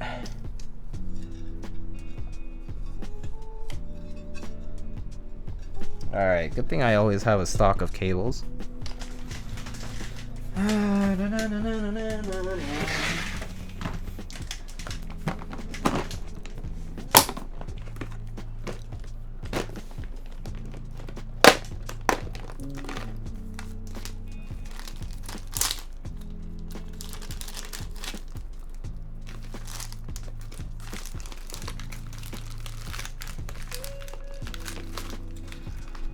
This cable's a little too long though.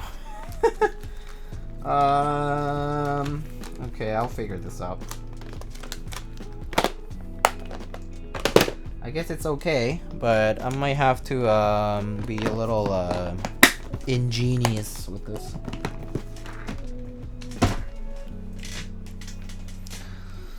We have an extra long cable because that's the only one I have left now. Because I think I have to replace some of these. So I'm gonna try to do something. Or if not, you know, I could always get it from my. I guess I could always just get a cable from my 165. I could do that. I could do that too, actually. I could do that. Should I just do that? Should we just get my 165 cable? I can just always ask the owner to replace it, so it's not a big deal.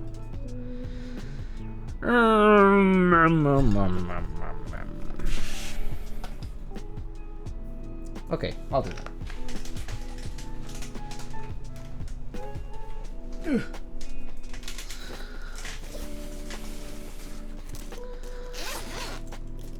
Alright, let's get my... That JC longer than my quilt? Yeah, I just bought it for testing, so... Yeah.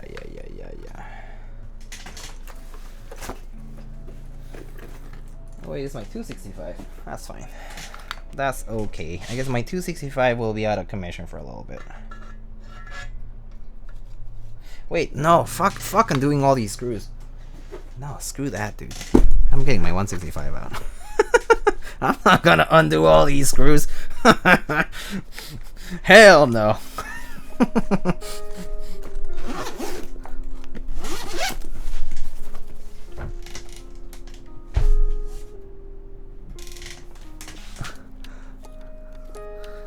I'll be right back.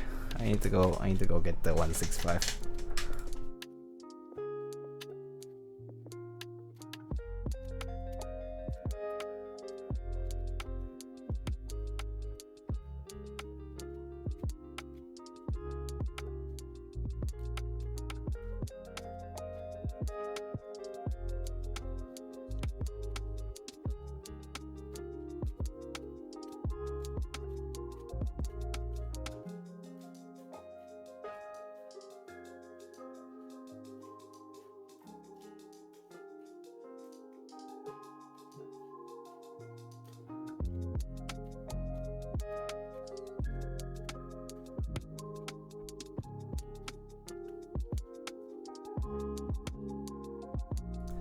Alright, we back. Alright. I this one is a little easier. Okay. Oh, whoops.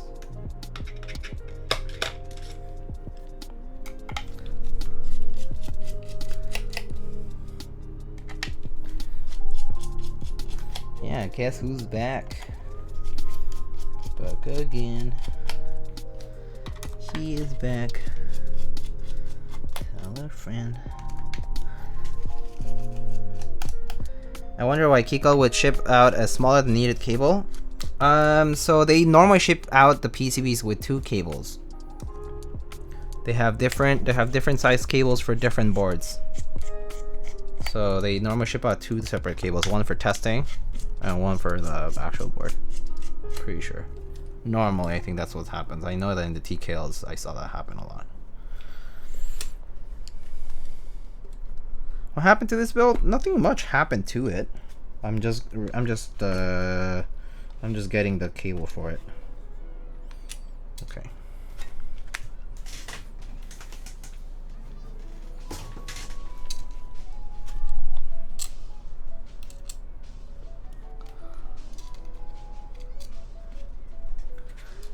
Any plans to try the extra long PP TX springs? Maybe. I haven't bought any. Maybe in the future, if I have to do some switches for myself and I decide that I want to try some new springs, yeah, sure. I'll give them a shot. Why not?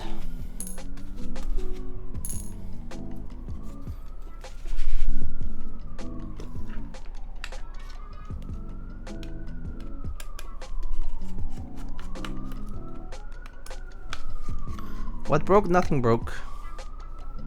Just taking a different daughter board cable.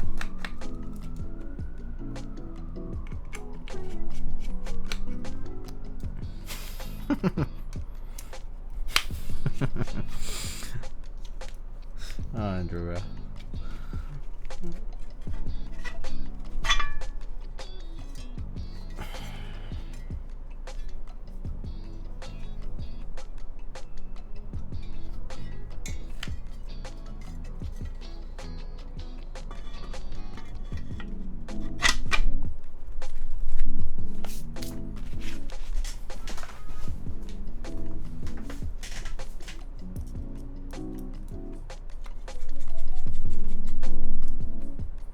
Thoughts on the Tiger 80 versus Freebird TKL? I actually don't know. I think I saw that the Tiger 80 comes with that interesting new finish that they had, so that kind of looked interesting to me, at least aesthetically speaking.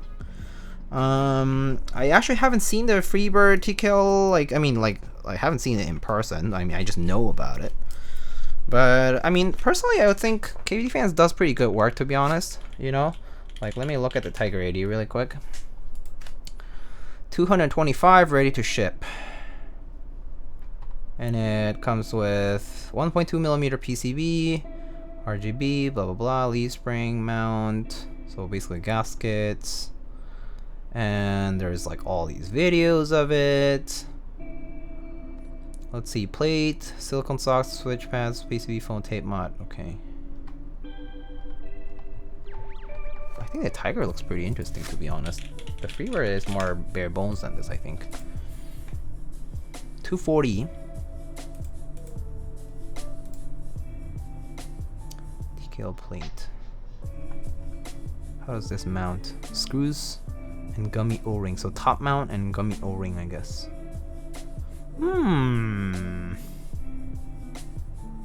Oh, I see. This is F13. Well, aesthetically speaking, I prefer the Tiger 80, to be honest. I like Freebird sound, but Tiger looks. I see. I see. Yeah, I think I kind of agree. I think from the looks, I kind of prefer the Tiger 80. From the looks alone.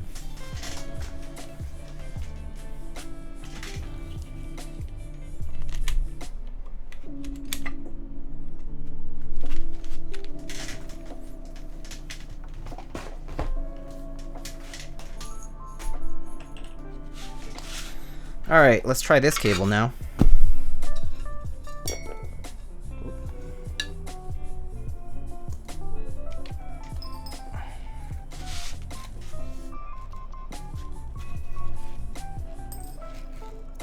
Okay.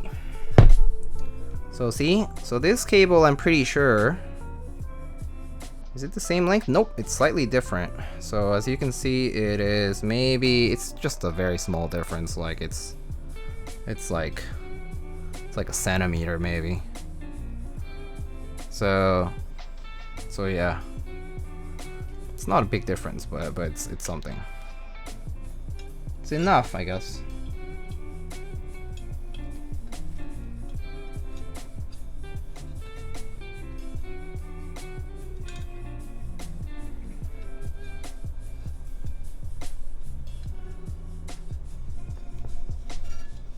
It's like enough to give it slack here, so that's why.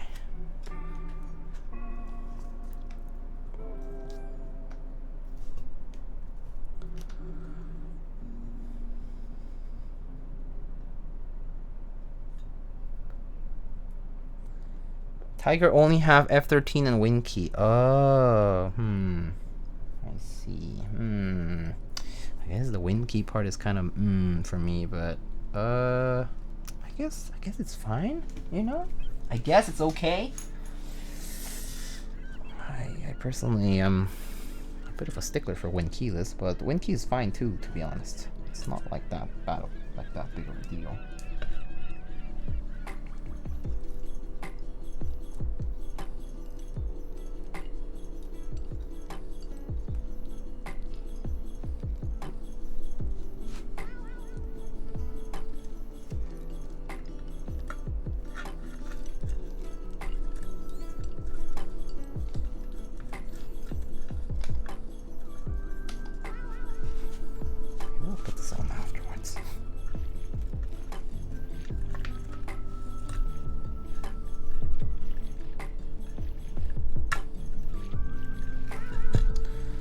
Swear to God, these little nubs are sometimes just so annoying. Alright, there. It's easier to put them on afterwards than before, I feel.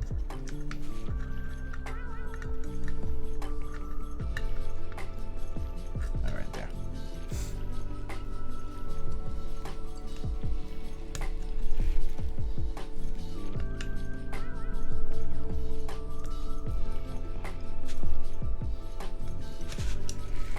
Okay. Keeps the plate nice and lined up. Right. I'm a dumbass. Okay. Sorry. I forgot about those little screws.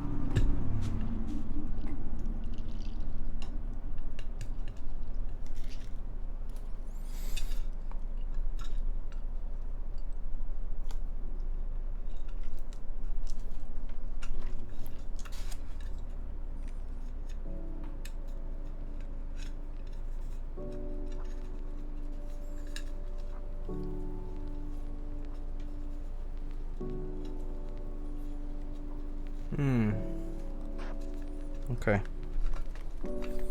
That'll do.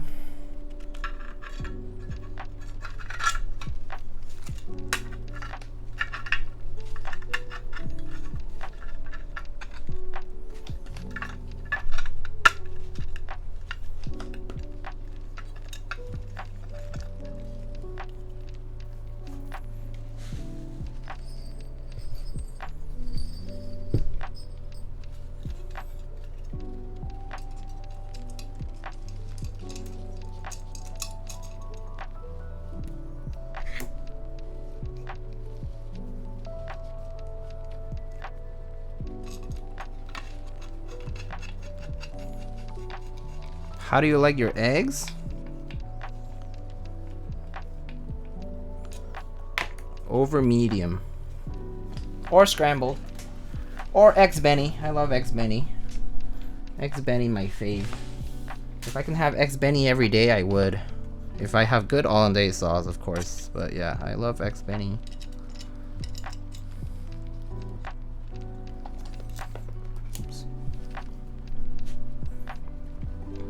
How do you like your mochi? I don't know, with a good filling and I guess fresh and whatever. I don't know. Don't really have them often enough to care.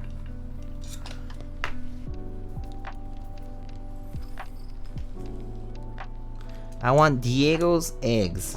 I mean, you want some from my fridge?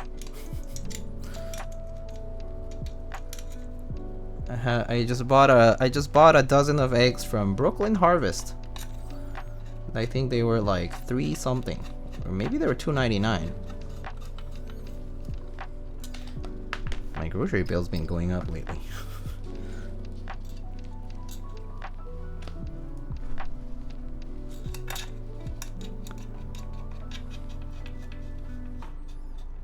Best way to have eggs is with runny yolks. Runny yolks pretty good. I like runny yolks. But I used to not like them actually when I was a kid. I started to have an acquired taste for runny yolks as I got older. Specifically as I noticed that they actually amplify the flavor in certain dishes. I was like, oh, okay, yeah, runny yolks pretty good. Ramen eggs are pog. Ramen eggs are great. Nice, soft, cooked eggs. Oof, so good, like boiled. So yum.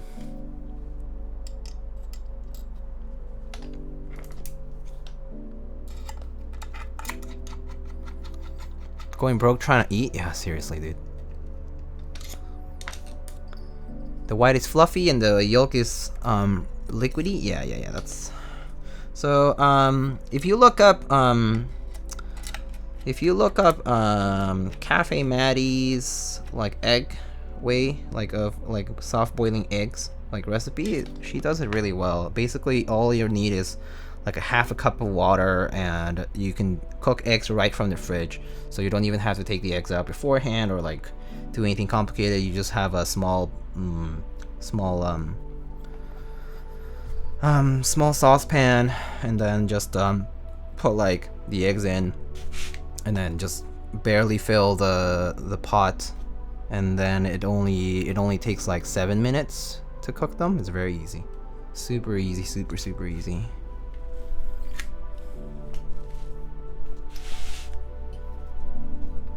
All right, time for the base. All your base are belong to us. Do people even know that? That's so old now.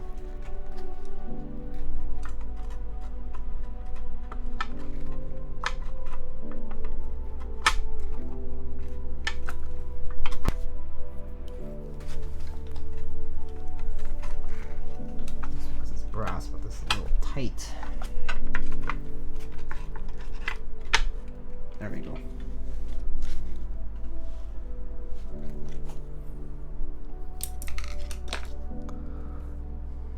I'm confused. Did the original daughterboard cable not work? Yeah, it was just a little bit short. Just a teeny bit shorter.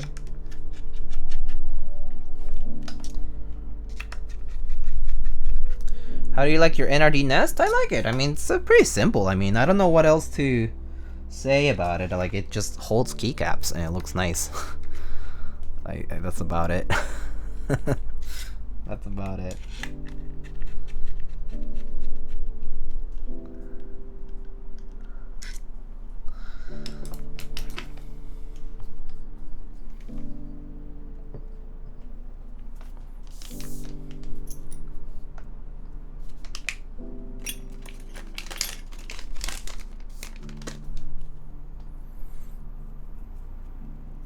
Trays so expensive, SMH? They are kind of pricey. I don't disagree with that actually at all. Like, I do think they're a little bit pricey. I mean, all they do is just hold things in place. But yeah. Yeah, they are a little bit pricey.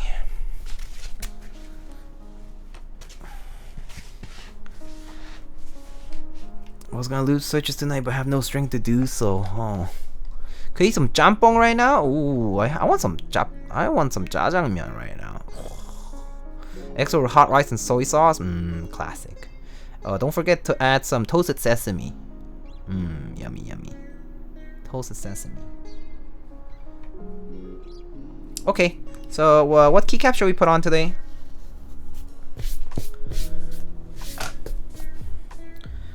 What keycaps shall we put on today? Beige, Shoko. Oh, jjajangbap. That sounds delicious. That sounds delicious. Shoko? Looks like people are leaning towards Shoko today. Wob in honor of all the wob that's been purchased. Not a bad choice. Okay, maybe we can just run a quick poll. Let's see. Keycaps. Wob, Beige, Shoko. What else have people mentioned? That's it. That's about it. Something else. Say in chat.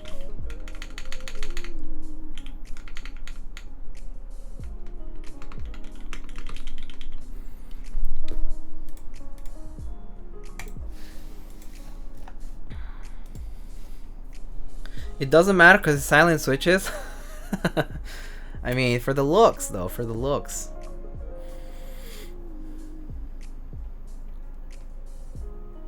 Vaporwave? Ah, I don't have Vaporwave. I want to sear my eyeballs. Specifically the reason why I don't have Vaporwave. Because it's just too much. Too bright. Too much going on with that one.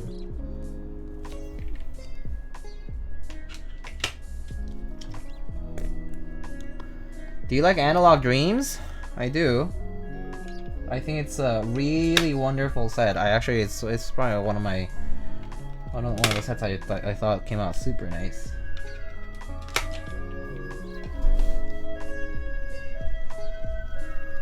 Shoko and Wob, basically neck to neck.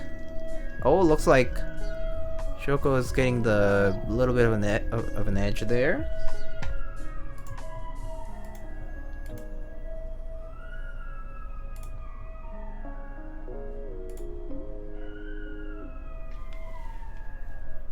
The F? Is that a kid or a dog? Okay, that's a dog. That's a doggo.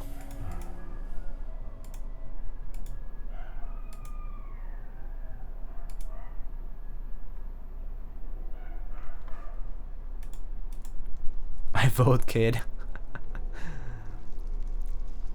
It sounds like it's meant for this song. Yeah, it happened kind of in a rhythm.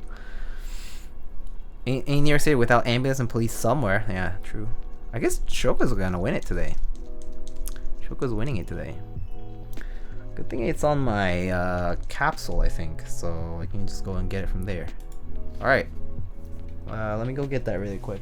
I think I have the capsule right here, so.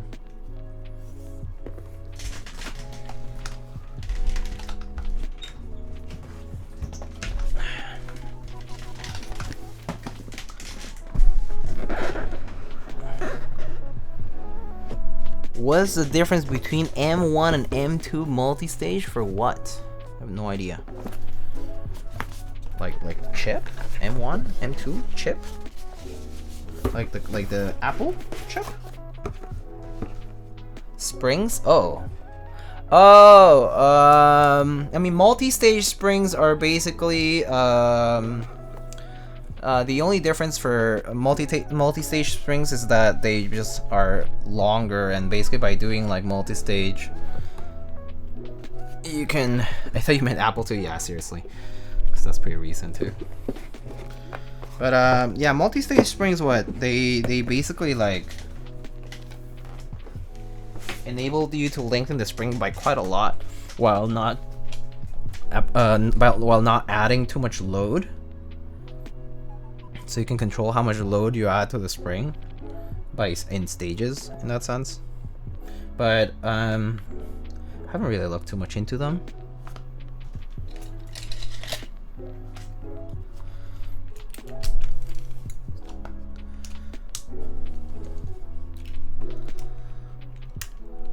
I mean, someone here can explain it well. Go ahead.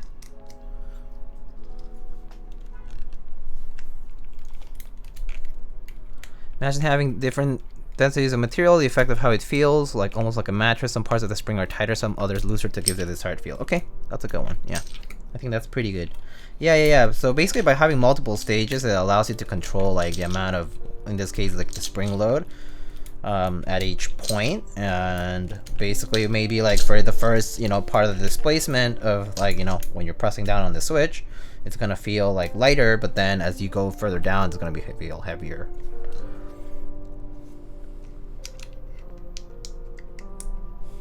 For example. M1 versus M2. M2 have heavier actuation force. I see. So it's gonna feel heavier as you go down on the first half of the downstroke, and then it's gonna, and then not quite as much, I assume.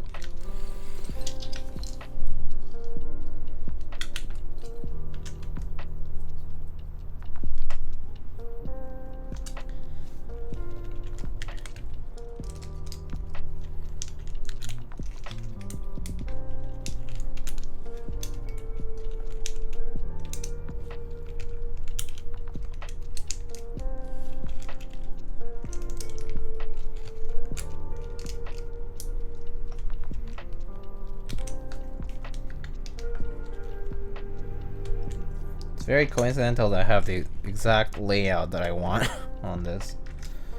I'll just use a different artisan keycap if you want.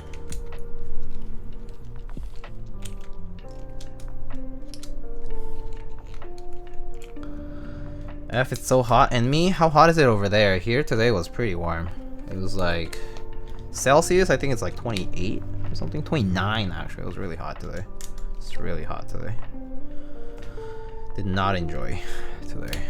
It's just 81 degrees at 8 p.m. Okay, actually let me check right now how hot it is here right now.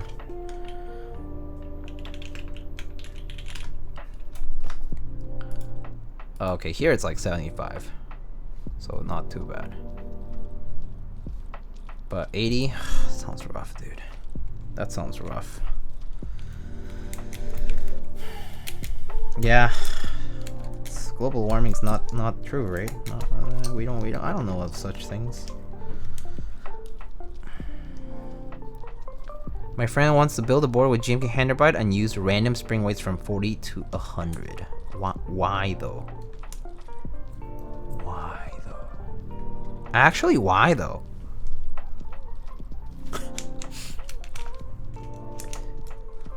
$78 and it's 8 p.m. Oh my god. Why do something that you're eventually gonna regret and have to undo anyway?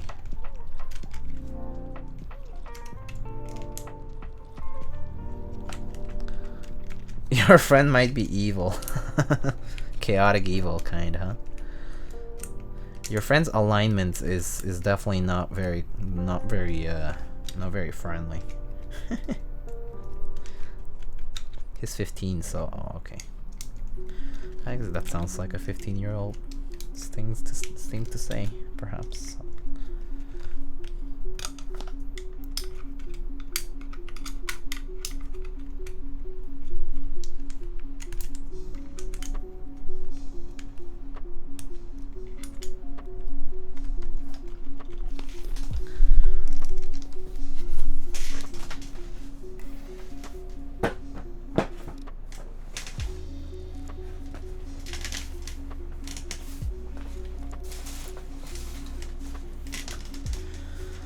Alrighty, let's see.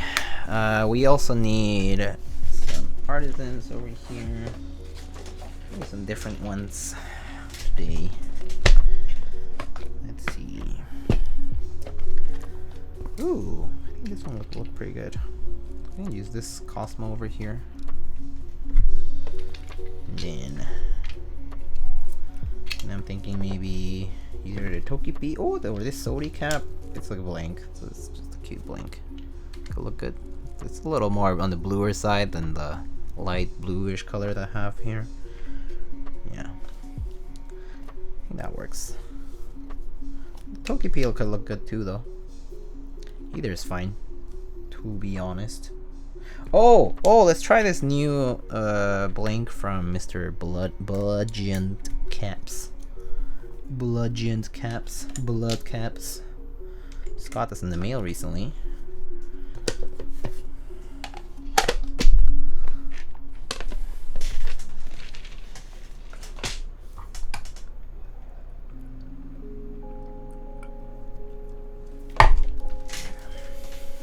All right.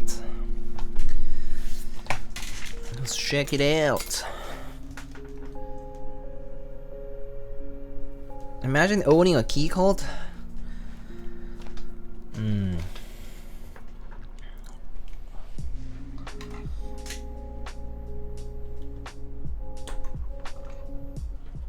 I guess you can, but yeah, it's always a challenge with the raffles and winning them, and or otherwise commissioning.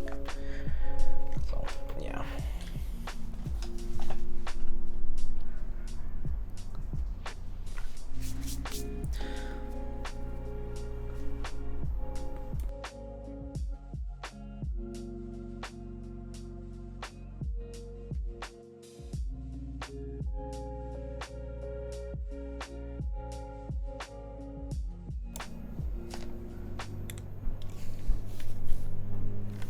Okay guys, here goes the typing test, okay? Okay, here goes the typing test.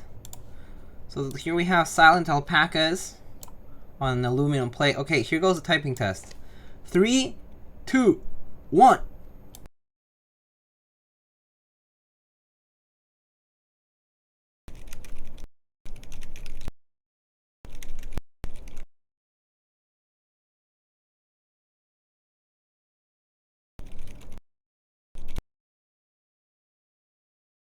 Wow, guys, amazing. Do you hear that?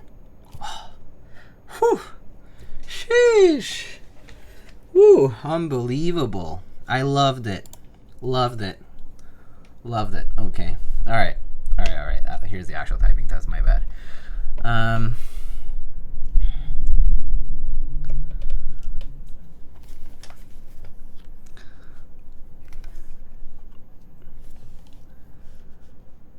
Sounds like mag feedback. Yeah. Alright. Here we go.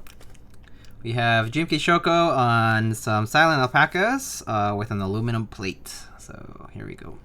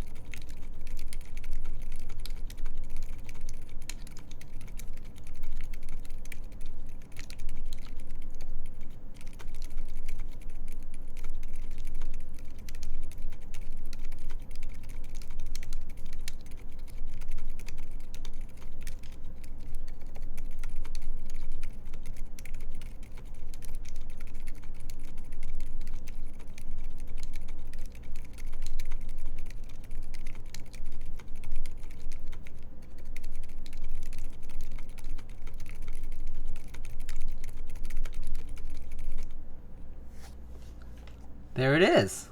Stop messing with us, Diego. Start a typing test. Gosh, it's just started already. Anyway, so there was the typing test. The silent switches feel different. Oh yeah, they absolutely feel different. So silent switches basically will have this little kind of like padding material between the housing and the stem. At the bottom, at the top part of the stem of the sliders, they'll have these padding material, so it will, you know, that's what's quieting down the downstroke and the upstroke. So they do feel different because that padding material will affect how the switch feels as it bottoms out and it tops out. Yeah. But yeah, pretty quiet. These are very quiet. These are very quiet. Is it mushy feeling? So it depends on the switch. Some switches, I think I remember some people would say that Cherry MX silents were kind of a little bit mushy, and then I remember that people would say that, for example, some other silents like JWK silents are not as mushy because the padding material is a little bit more rigid, so it doesn't feel as mushy, but it might feel like a bit of a shorter travel. So yeah. No pop, no clack, no thok. The client is a ninja. It's a ninja confirmed. Alright, here are the mods.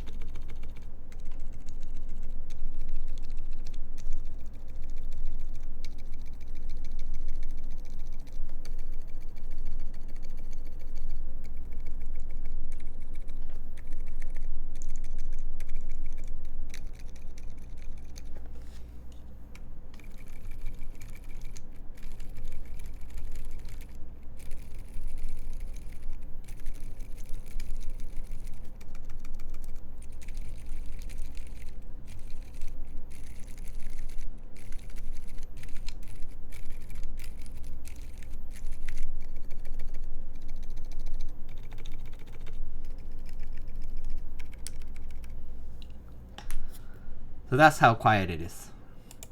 Very quiet. Very quiet. So this is definitely a board that's gonna go to work. Very good for work. Because it's pretty much dead silent. Very, very quiet for work. So this is an excellent work board, I think.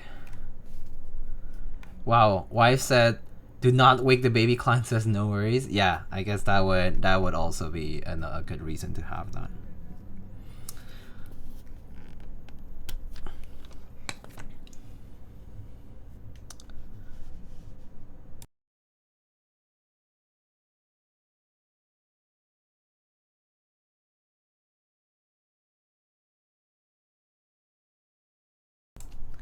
Okay, so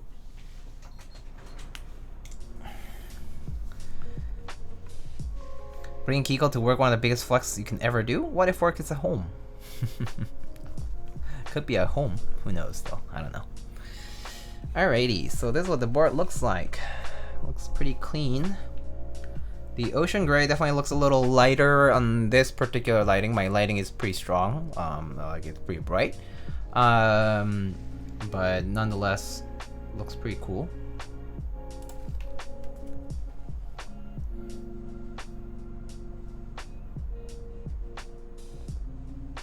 So a GMK Shoko.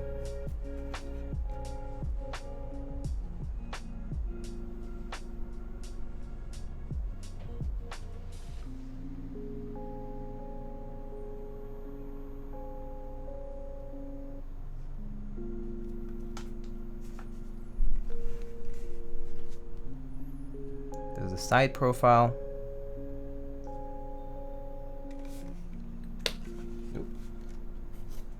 Those silent alpaca stems are pretty thin. They're like coming off. Come on, focus. There you go. Sorry about my thumbprints, fingerprints. But the brushed brass looks super nice, especially in person. Really nice. Diego, do you know any boards with a layout that has the MacBook keys? You can just reprogram your board to have the MacBook. Oh wait, MacBook keys. What do you mean MacBook keys, below? What specifically about Mac keys? You can just reprogram your board though. Like I know so many people who use regular custom keyboards for Macs.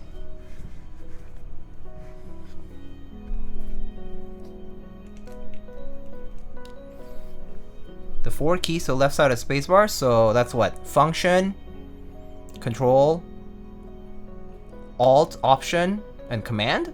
Yeah, so Alt on QMK is Alt, Option.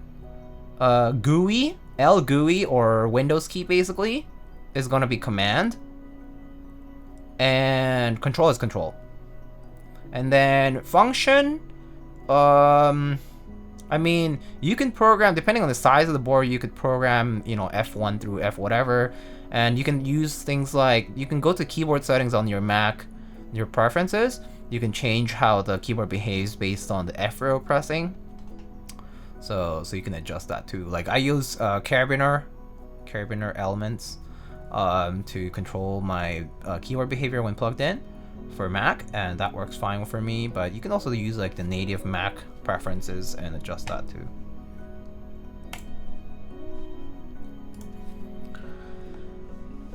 But yeah, you can just remap the keys very easily. Like any GUI key, so like any OS key, like Win key is equivalent to Command key, and Control is Control and Alt is Alt. Yeah.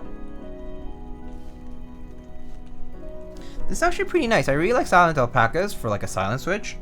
Like it definitely does not feel as mushy, quote unquote, compared to like MX Silence or basically like Cherry MX silent stems.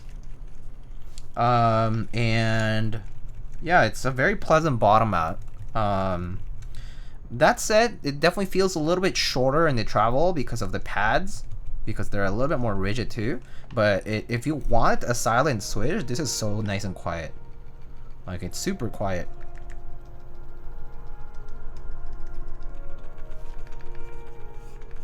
So yeah, this is pretty nice. How quiet it is. He refuses and uses your keycard despite having a ROM on Mr. Suits. Huh.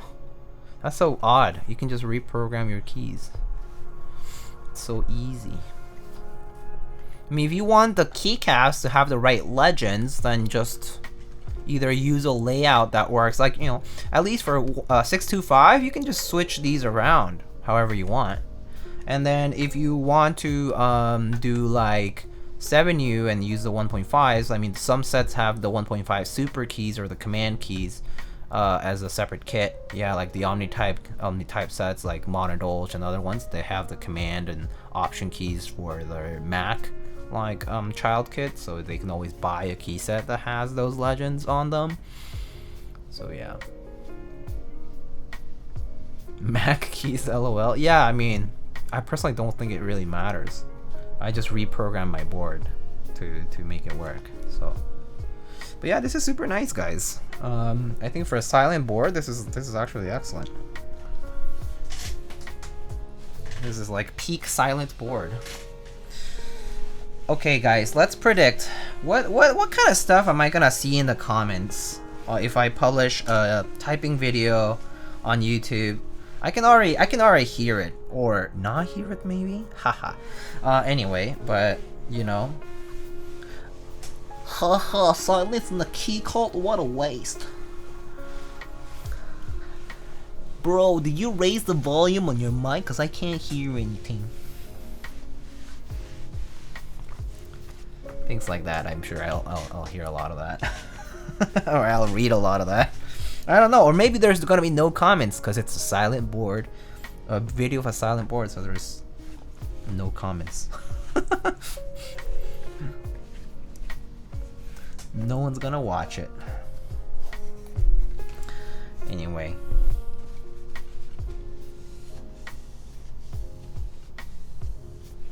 I'm just having fun, by the way. You know, I don't mind either way. I don't mind whatever people would say. I put Garon, not MX Blues, on my Keycult. This is the worst Keycult I've ever heard. I think the 265 with the creams that I put on, I think someone posted something like that. They were like, this is the worst keyboard I've ever heard. I was like, okay, that's cool.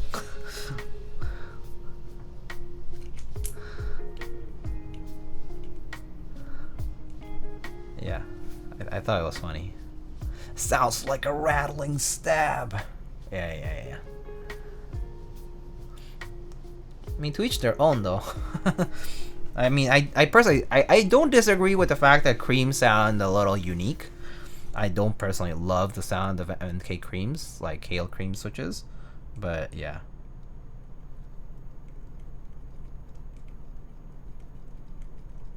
I got that money to blow for silent Keycults.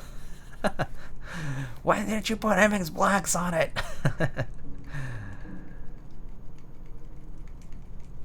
Learn that owning a Keycult is all about the flex and looks and not acoustics. I mean, acoustics you can do with any keyboard, right? I mean, I don't know about you, but aren't you buying keyboards for the looks? I am buying keyboards for the looks all the time too.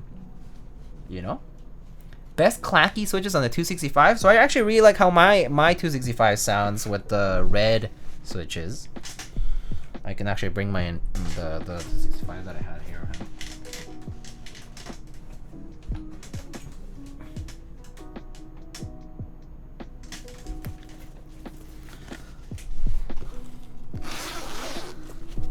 I buy them to put them in the box, in a closet, in storage. Yeah, true. Vinkeys does buy keyboards, and then, you know, a lot of them are in boxes because vintage. Sometimes it just do be like that. Tell me about it. I bought Simpler 60 because it has brown anno. Oh, that's cool. But yeah, so this one has a stop buying Vin boards and putting them up. Yeah, stop splitting them from their computers. God, Vinkeys, everything in the world is you. Like everything like that's wrong with the world is you. Ugh. Okay, anyway. So yeah, these have red switches. So yeah. Oh, I mean, okay. But yeah. Okay, so this one has red switches.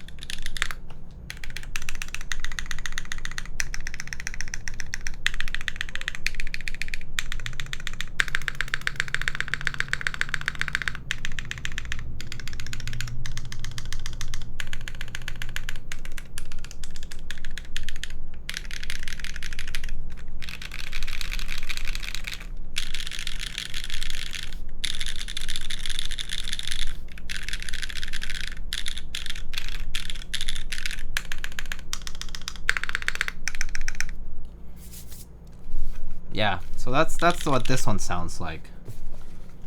So this one has the red switches from AE boards. There are these ones. Yeah. I love the spacebar pop the KC have. I see. If that was true, then maybe you would have stopped by. Vinkeys, I'm sorry, man. I'm sorry. I swear to God, I did not know you were in Toronto until someone told me. I was like, wait, what? I clearly asked people, like, oh, I wonder who's in Toronto. And then Alex reached out. Sifa reached out. He's like, oh, I heard you're gonna be in Toronto. I was like, oh yeah, cool. And then you know, I asked, and you know, like some people told me like, oh yeah, like Apex keyboards, like you know, Vince is out there, and there's a few other people that I've heard of that I don't really know personally. But then that day, I was with Zifo, and like, you know, on my second to last day there, and we were walking by. Where were we walking? We were walking on. We walked through Queen Street, and then we were walking down that avenue with the tall buildings. What's that avenue? What's that street? Anyway, some other street. I forgot if it was it Young? I'm not sure if it was Young or it was either. Yeah, I think it was Young. It was probably Young actually. Yeah, it's probably Young because it's between the two subway lines. So, so yeah, so I think we were walking up Young or something, and then Siva goes like, oh yeah, you know, I just remember that Vinkeys is like somewhere around here. I was like, dude, what? Like, why are you telling me this now? It's like, I didn't even know. It's like, I thought he lived like somewhere else in Canada because Canada's a huge country. You know, people are like, oh, you know, Yonge is like the main street. Yonge is saying like Yonge Street is like the Broadway of Toronto, right? It's like the oldest street in Toronto. So like it's like it goes all the way down from Toronto all the way up. And so we're just like walking up that main avenue, and he was like, "Oh yeah, he lives like around here somewhere." I was like, oh, "Okay, like okay, dude." Like way to tell me like on my second to last day. It's just so funny. Anyway, yeah, I was like, oh man, next time I should hit some people up. But yeah, it was a short trip anyhow, so yeah. Anchor, gonna head out. Sounds good. Have a good night. Have a good night. Thanks for stopping by. I gave Steve a shit. Yeah. It'll be the running joke for a while though. Oh man, yeah, I thought it was hilarious. Anyway, yeah, so two different finishes here. For example, this is the unfinished red from Keycult, and this is the brushed brass, the ocean gray. Very cool. Very cool. It's the same keyboard. Yeah, I mean it is the same rectangle basically, in different finishes, in different colors. It is exactly the same keyboard. Has Keycult stopped releasing keyboards? No. They have been releasing some. It's been a little bit more slow lately because so basically what happened was that they had a big they had a pretty large bottleneck from anodizing and finishing. So like they have been manufacturing boards, but the finishing takes some time, right? And like that kept getting delayed, and then basically their anodizer stopped doing services, so they had to, you know, switch those out and find a new place and all that kind of stuff. So yeah, things got complicated. Things got complicated for their finishing, and so things got delayed. So yeah, I mean, they're still doing boards though. I mean, they're still going to be releasing more boards in the near future now that they've kind of like been selling for a new place to do finishing and stuff, and you know, they produce they mill the boards in house. They're just doing the finishes like in third party. So yeah. What plate is on the unfinished red? It's red aluminum. Red aluminum plate. Last update they told us they're slowly sending bigger batches to their next anodizer of interest. Yeah. So they'll be ramping up again. It'll just take a little bit of time, but they'll be ramping up. Is that JTK Illusion? No, this is GMK Shoko, and that's GMK Saware. This Desmat is too busy. It's definitely not a minimalist Desmat for sure.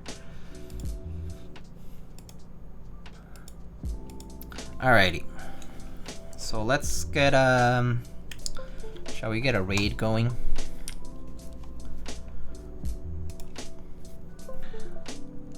Alright, so who's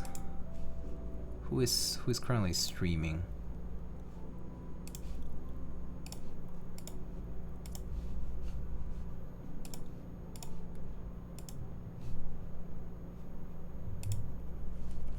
Whoops.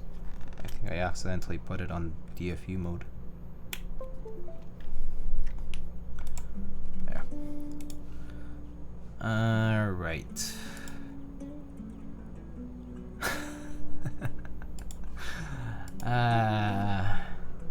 Who is this? Who is this you're talking about? Also, let's see who's streaming though. I see Mr. Anthony. Mr. Anthony building an Urzi Ergos. Do you guys know who Anthony is? 01 Anthony is streaming. And Key TTV? 3 builds in 1 stream. Whoa, they're building a lot of boards. Do they have a friend of theirs building? It looks like they have somebody else helping them out. That's kind of cool. So we have Key TTV. So let's go raid them. Oh, it's Tree Leaf. Oh, it's Tree Leaf. Oh, let's go raid Tree Leaf. Let's give Tree Leaf. Let's say hello to Mr. Tree Leaf.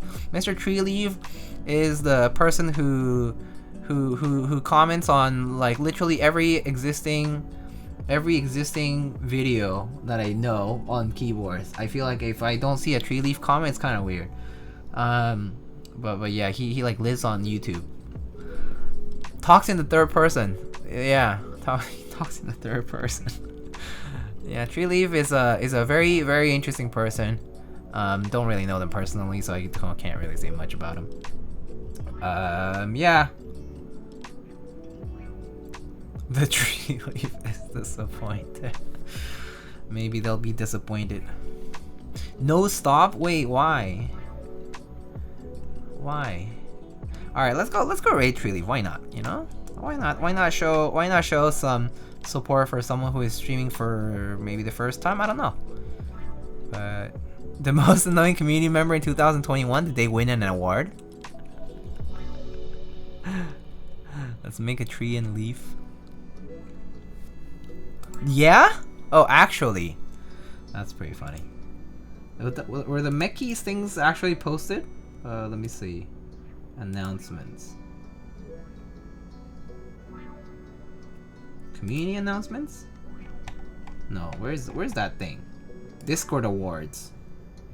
Oh, they haven't really done it yet. The Mekis ones, at least.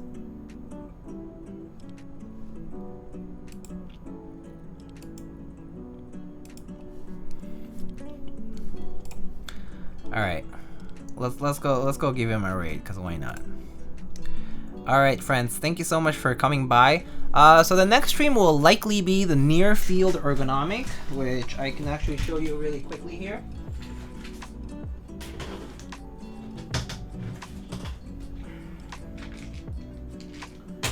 So this is the near field ergo that we'll be building next time. Very cool. What is the raid message? Yeah, here's the raid message. Meow go raid. Hello to Mr. Treeleaf. The Lightning Keyboards community says hello. Mr. Treeleaf. Hello, Mr. Treeleaf. Meow go pog.